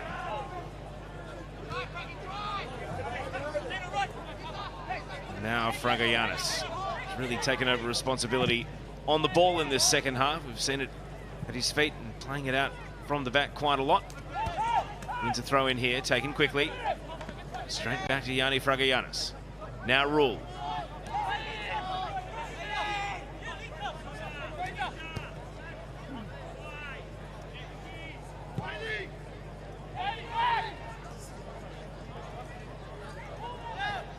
Well, you flagged it about 5 minutes ago, Andy, that when the ball is in this sort of territory, the onus is on Broadmeadow Magic to go chasing. Sydney United don't have to really force it.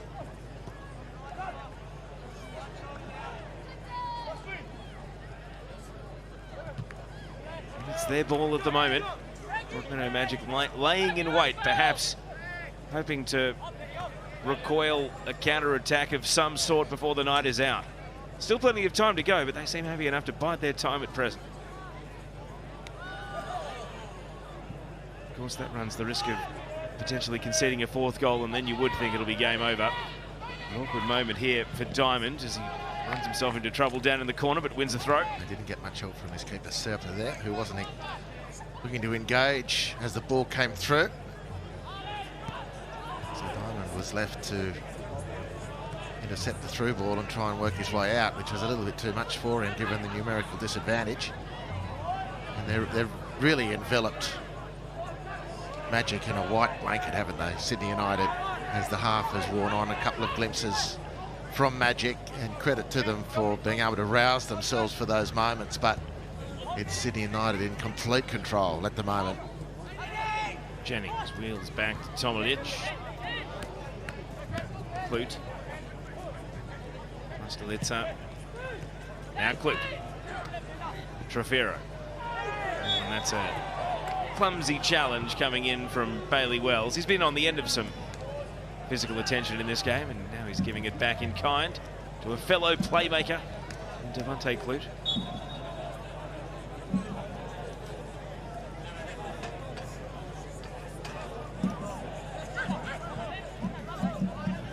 Seemingly no urgency. Now, I did say that Glenn Trafero will stand over every set piece. If he scores from here, it would be spectacular. He's lining up here with only one in the wall.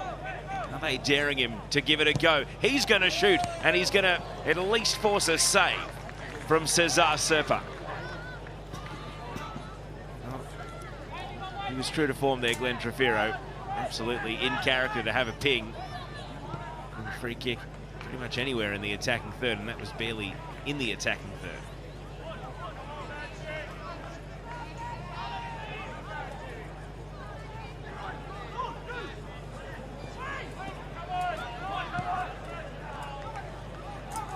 Now a chance for Broadmeadow. Is this the opportunity to re-engage the crowd, who have largely fallen to a hush here, as they know that Sydney United are going to work on the counter-attack. Jennings has got Payne in the middle. Still Leroy Jennings backs himself, and it's a good challenge coming in from Wowries, but it's still going to concede a corner. Or is it? Because Jennings says, no, we don't. We stay live, and he keeps it in. Clute prodding it through. Payne, the back heel. And the referee, oh, the ball's in the net, but the flag had well and truly gone up. Now Ali Reza Fagani just retakes a bit of authority here and says, play to the whistle, don't play it any longer.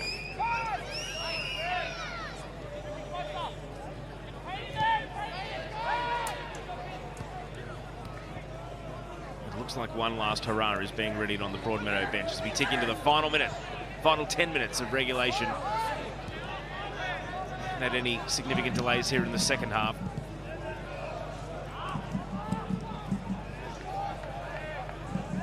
So one more double change. One last roll of the dice. Can they find some game changers on the bench? The Broadmeadow Magic.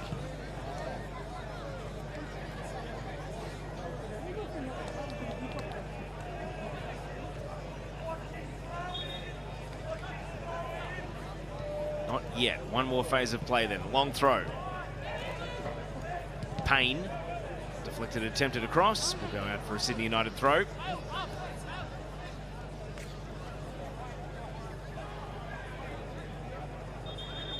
And indeed, that is going to prompt the substitutions to take place. So Kresnar is coming off.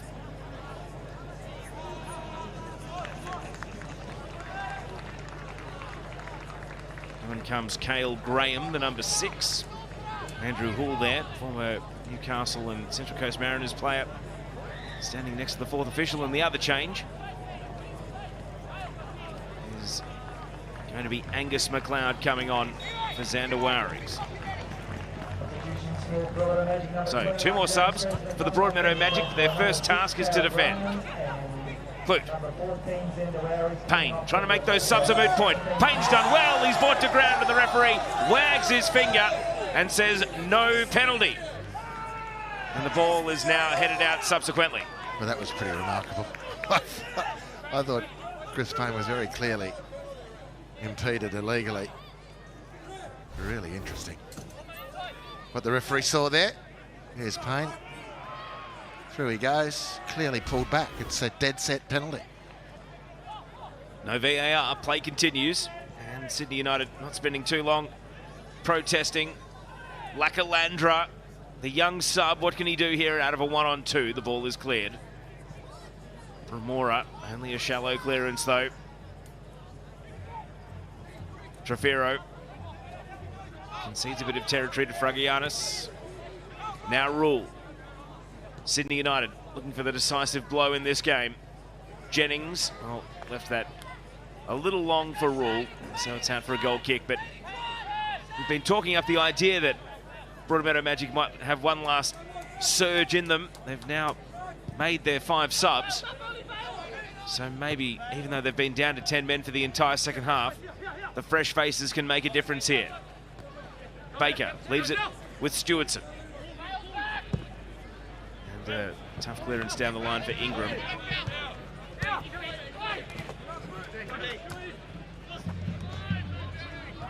Through comes Wells.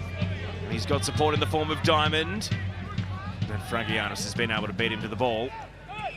And now Rule passes to Clute, who made good position, presented an outlet, and that can launch a counter-attack. He goes long for Payne, but it's cleared away by Bromora. Well, I guess while Bailey Walls has got some spring in his step, whilst William Ingram can find something to get forward. And importantly, if Stewartson can stay connected to the game, he's been really good, the centre forward for Magic. A tough night when you go down a player, but he's a lump of a lad. He's very strong in possession. If he can hold up one. Payne holding off Bromora. Goes in physically on Jared Baker, and an element of worry there, but eventually out for a Magic ball. They've got a lot of time though, Magic. They've got to find a spark soon. At some point in the remaining 5 minutes plus stoppages, they've got to get some players forward to support Stewartson. I think the tough thing for them is they're far more likely to score from open play than a set piece. They're not a tall team.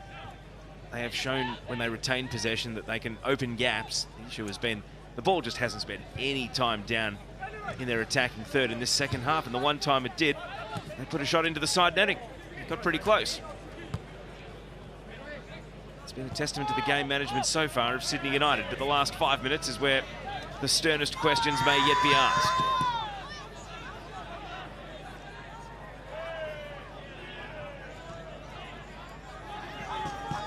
See here, there's just a slightly greater appetite to press. Nizic is clearing to the safety of the touchline, so they've at least been able to win a throw-in in their attacking half. Broadmeadow here. It's immediately repelled though. Payne holding the ball up, and the referee says no foul. Play continues. Broadmeadow, is this their window of opportunity? Deflected cross. Bit of backspin on the ball. It's not going to be a corner or a throw. It's live. Now a throw-in coming for Broadmeadow Magic. Do they have a long throw specialist? Camper gets up. He just takes a conventional throw-in down on the line. Camper lifts in a left-footed cross, but there's no one attacking the ball for Broadmeadow.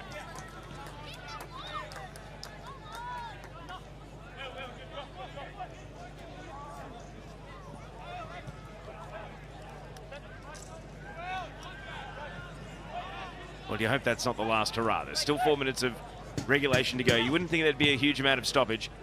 It's been a second half played in the right spirit, in a brisk manner, even with all the subs. Here's Jennings laying it back. Clute, still Devontae Clute, and that one didn't have the necessary bend to come back.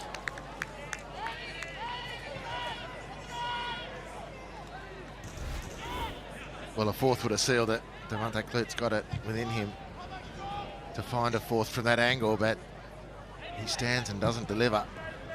And so the pulse remains faint, but still there for Magic. Reza Fagani gives advantage here for that high boot in midfield. Clute, Trefiro wheels around onto the ball, surveys what's going on inside the penalty area. And a little chonk backstep, Lacalandra. You can see ground here.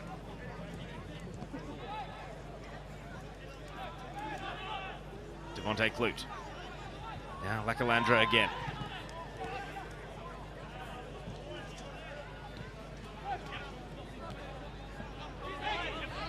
Fragianis.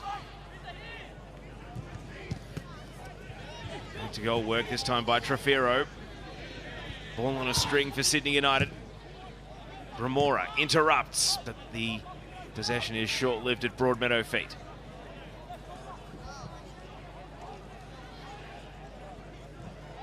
And Lakalandra caught in a 2-on-1 this time. Broadmeadow, Stewardson protecting the ball. This is what they need. Again, it is short-lived. Camper leaves a foot in, able to win possession back.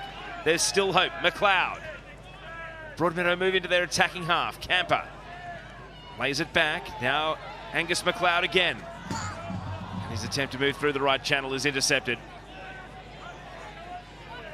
And away comes the veteran Trefiro. Payne ran offside. Trefiro had to keep the ball, and he's stripped of the ball. Well done by McLeod.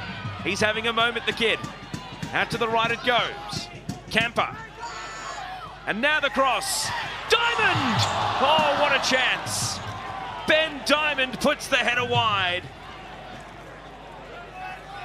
And that was the opportunity for the equaliser. You fancy. He's been really strong tonight, Ben Diamond. And this was his moment. In between the defenders, reasonable delivery. Had a fair bit of work to do in it. And he just couldn't get the direction. Well, that was name up in lights, Cup hero status. And as you say, Harps, a very technically hard header to both turn onto the target and generate the power to beat the keeper. But that was the chance that they'd been waiting this entire second half to create. Devontae Clute, who was subbed on, is now cramping, so having to get to the finish line here. As it stands, his goal is the match winner. John Bennis watching on. Does his team have one more chance in them? The home fans have found their voice again. Jennings.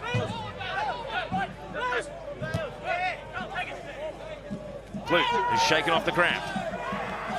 Got a knock. Referee not interested in a foul. McLeod, he's given plenty since coming off the bench. Stewardson, off and running.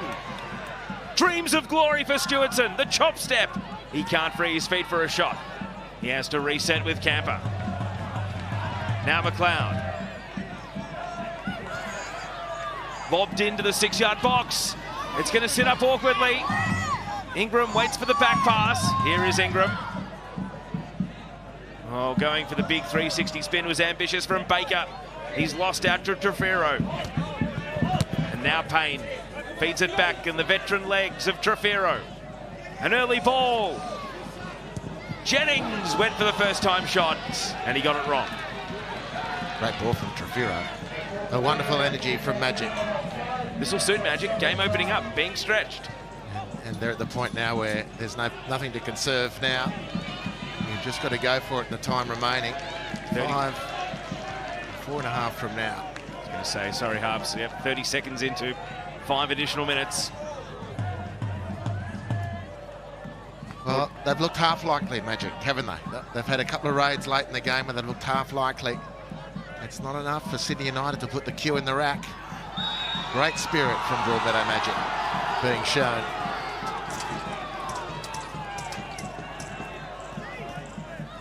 Well, every time the ball stops now, Sydney United will be dropping anchor here and just trying to get to the finish line, it seems. They have played the entire second half with the man advantage, don't forget. Red card in the first half for Riley Smith, 2 yellow cards. They have been at that disadvantage, Broadmeadow, the entire second 45.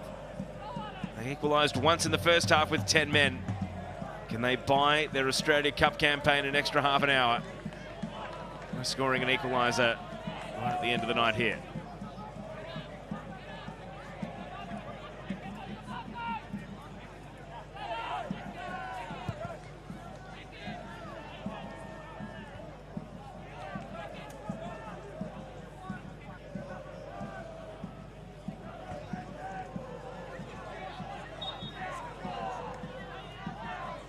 Rosa Fagani staying on United's case. Don't waste too much time. Keep the ball moving. It's going to break kindly here. Down to Bramora. He's got to go end to end. Someone has thrown a flare almost out into the centre of the attacking half. So the goalkeeper, Daniel Nizic, is coming across to pick it up and take it over to the ground marshal here. Ground marshal is going to remove it from the pitch.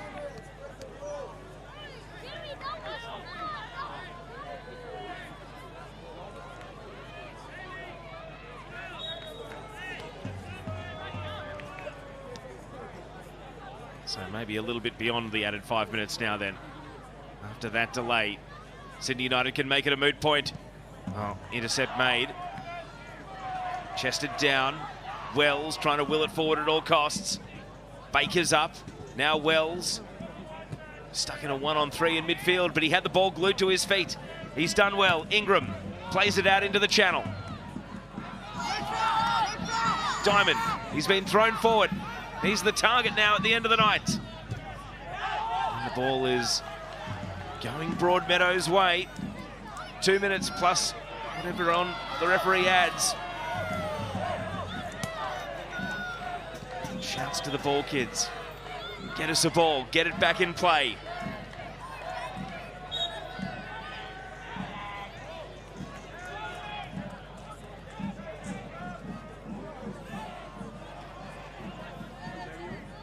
Stewardson.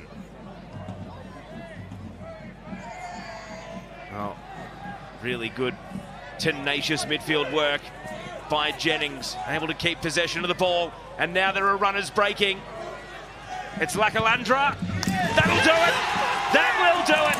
Alessandro Lakalandra puts Sydney United through to the Australia Cup round of 16. What a moment for him. And last season's runners-up get the knockout punch right at the end of the night. Well, they pushed valiantly, did Broadmeadow Magic, to try and yield an equaliser, 10 against 11, not to be. Superb pass, great awareness from Chris Payne, but this is quite a finish. Picking the ball up at speed. And there was no reduction in velocity once Lakalandra decided to go for the back of the net, didn't he? Fizz it home to settle this one, 4-2 for Sydney United. Well, he looks the part. He's got an amazing pelt out the back. He's got a lyrical name, which is a commentator's dream. Alessandro Lakalandra puts the full stop on this one. And the Broadmeadow Magic, they'll have lost no admirers tonight. Great crowd in terms of its size and its noise. And ultimately, they've taken it up to a team with incredible Australia Cup pedigree. And they're going to come up short here. 5 minutes of additional time is up.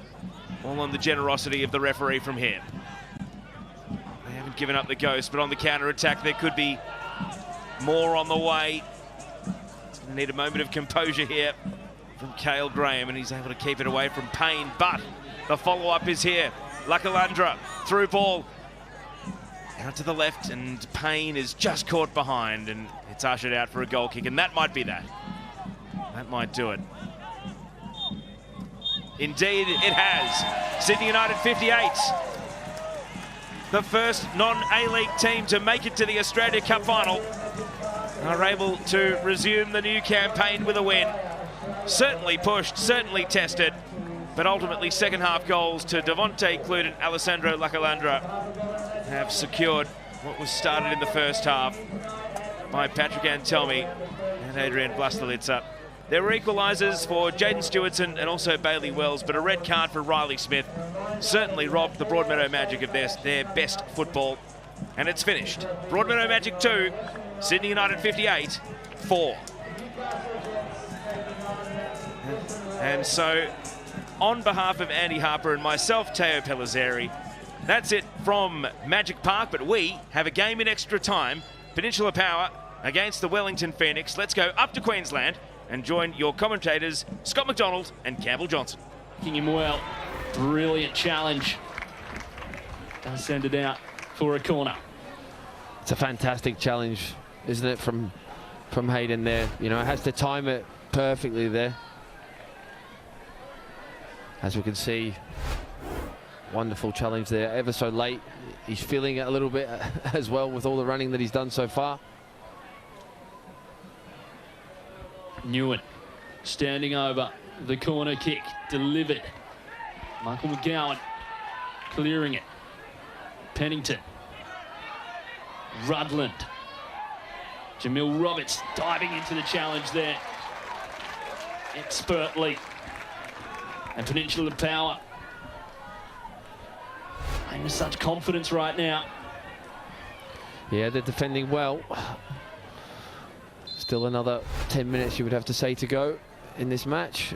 I think it's Valdemarian's gone down now. Looks like cramp. When he fouled Tim Payne, getting his yellow card just earlier, he did have a little energy bottle. Maybe that's run out for him here. Substitute is getting ready on the far side. Josip Milosevic.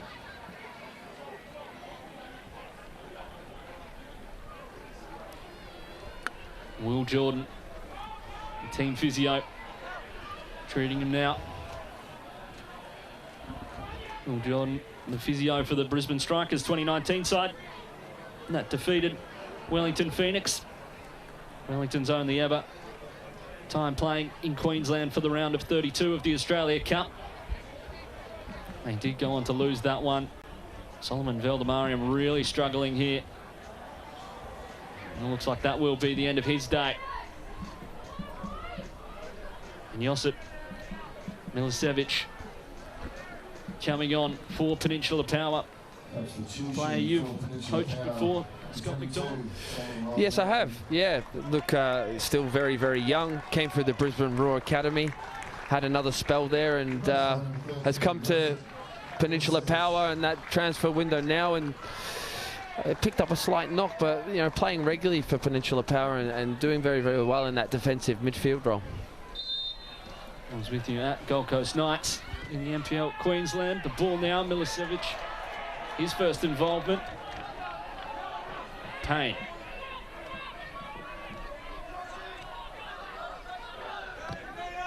Payne with the ball in once more, and too long, in fact. Still plenty of time to play. Still plenty of time for a winner to be decided. And you just wonder, though, don't you, if it does go to penalty kicks, all the experience that's come off for that Peninsula Power side and what's been brought on. It's a very, very young-looking Peninsula Power team to go and then take penalties under this sort of pressure. Anything can happen in a penalty shootout. That's exactly how Wellington Phoenix lost against Brisbane Strikers back in 2019. Campbell Johnson and Scott McDonald here in commentary for 10 play. The round of 32 of the Australia Cup. And it's nights like these that are what the Australia Cup's all about. An A-League men's club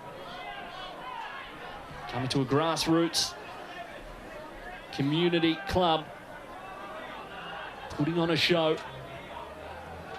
every side with the hope that they can get a result against professional players, professional teams.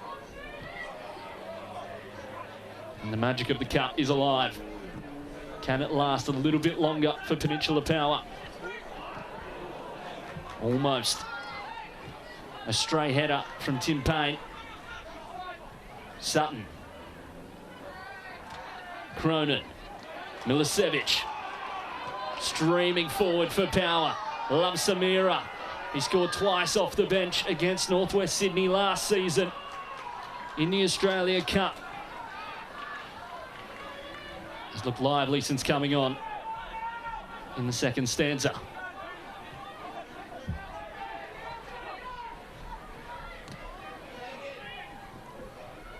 Rudland.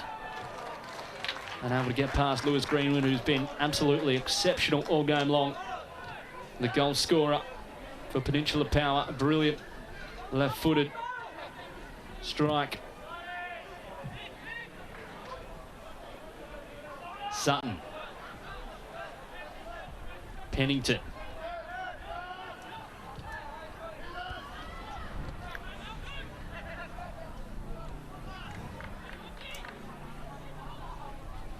Sutton trying to play it in behind for Bajidar Kraev, the Bulgarian, and Michael McGowan. That's that Scottish DNA. Hoof it out when in doubt. He's not messing around there, is he? The multi-ball's on show tonight, though, so it's coming back quick.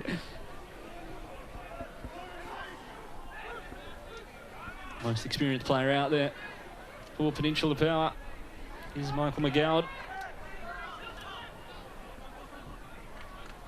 Not taking any chances in these late stages. Yeah, it's interesting, isn't it? No urgency to the game here from Wellington Phoenix to go and win this football match with only 2 minutes to go. Still just building up from the back.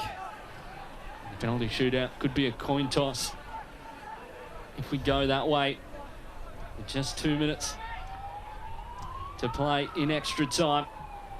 Nguyen, the academy player, towards the front post. Oh, it's in. And it's in. Oh, no. And the heartbreak of Peninsula Power fans.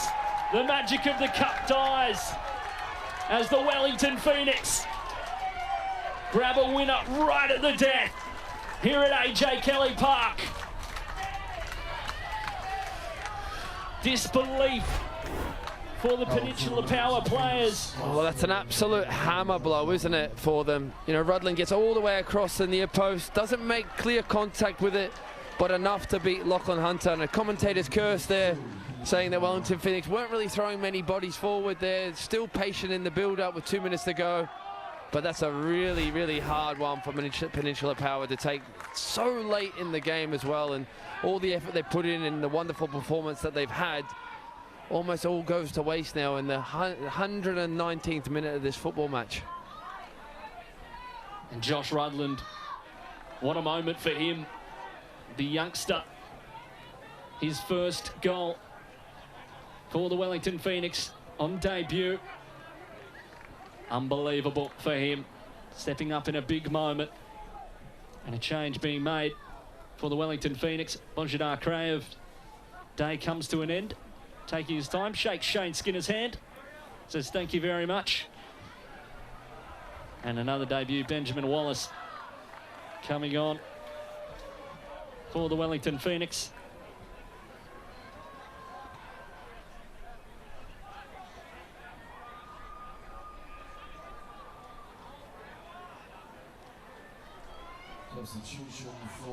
Great moment for Ben Wallace.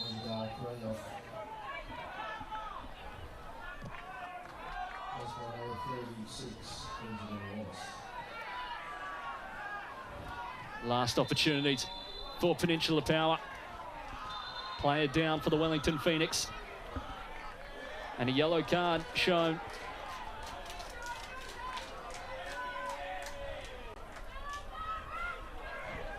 To Michael McGowan, by the looks of things. The centre-back getting far forward. Yeah, well, you have to throw everything at it now, throw the kitchen sink at him. I think Pennington feels that way at the moment, that it has been thrown at him. But overall, you have to say it's been an excellent performance from Peninsula Power to go a goal down early within this football game. And it looked like for all money that Wellington Phoenix were going to coast this, you know, in clear control of the football match. They come out and changed a couple of things in that second half, got on top, got the fullbacks higher.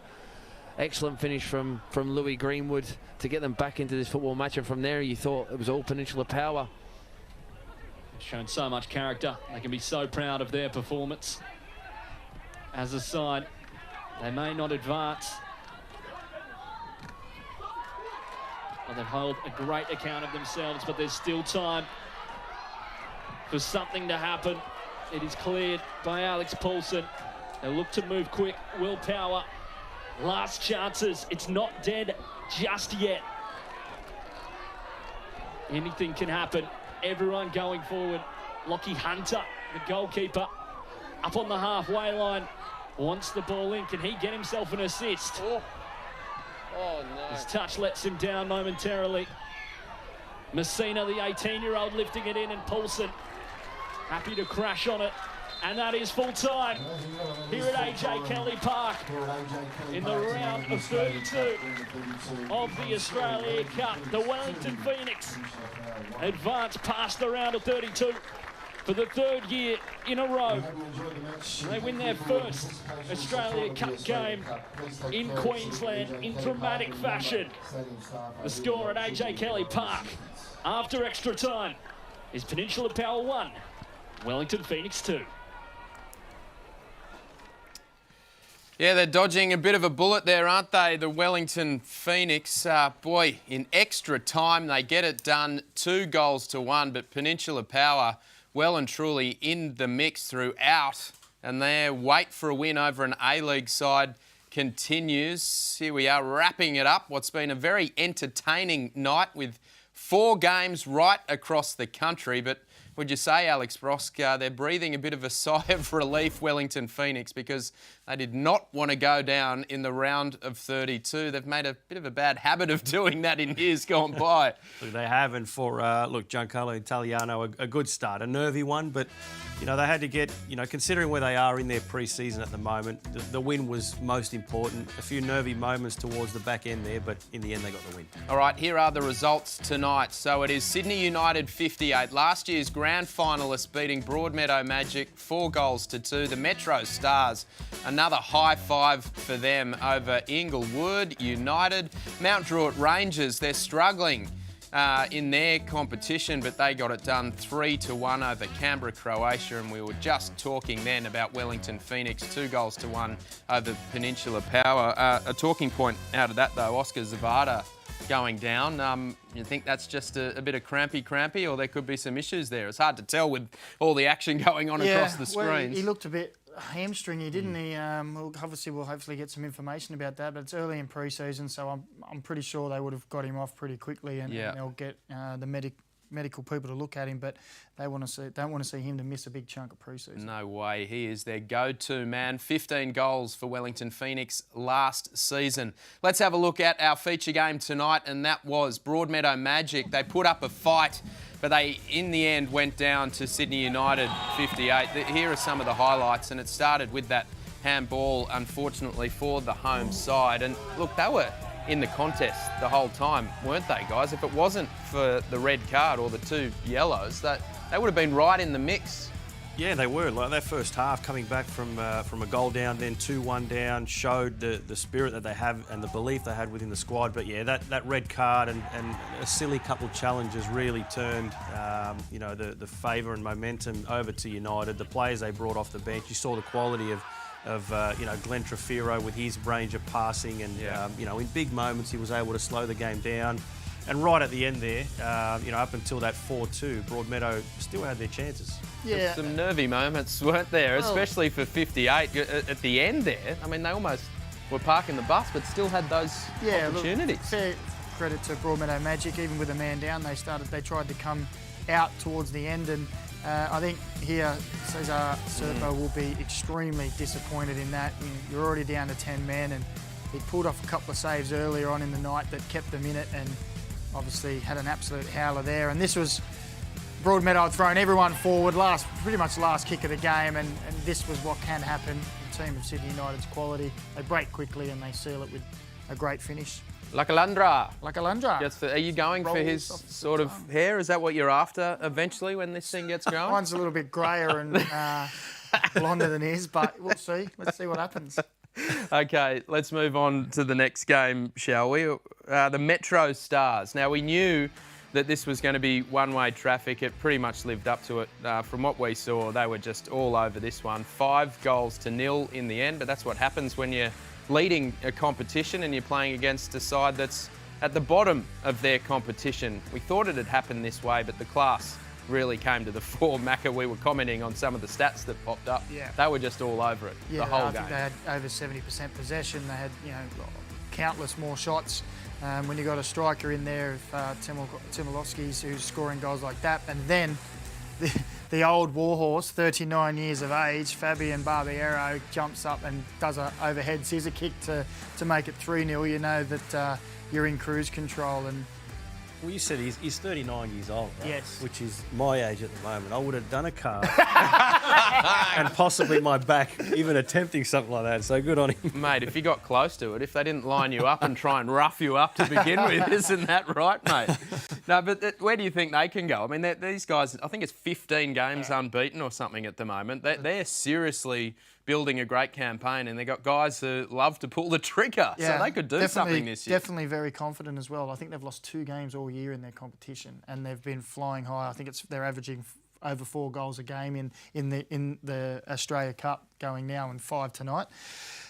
It's going to take someone really of high quality to knock them off because they are flying high. Yep, all right. Well, let's get a bit of reaction out of that game, shall we? Let's go to Dom Ronaldo. Who have you got there in Adelaide?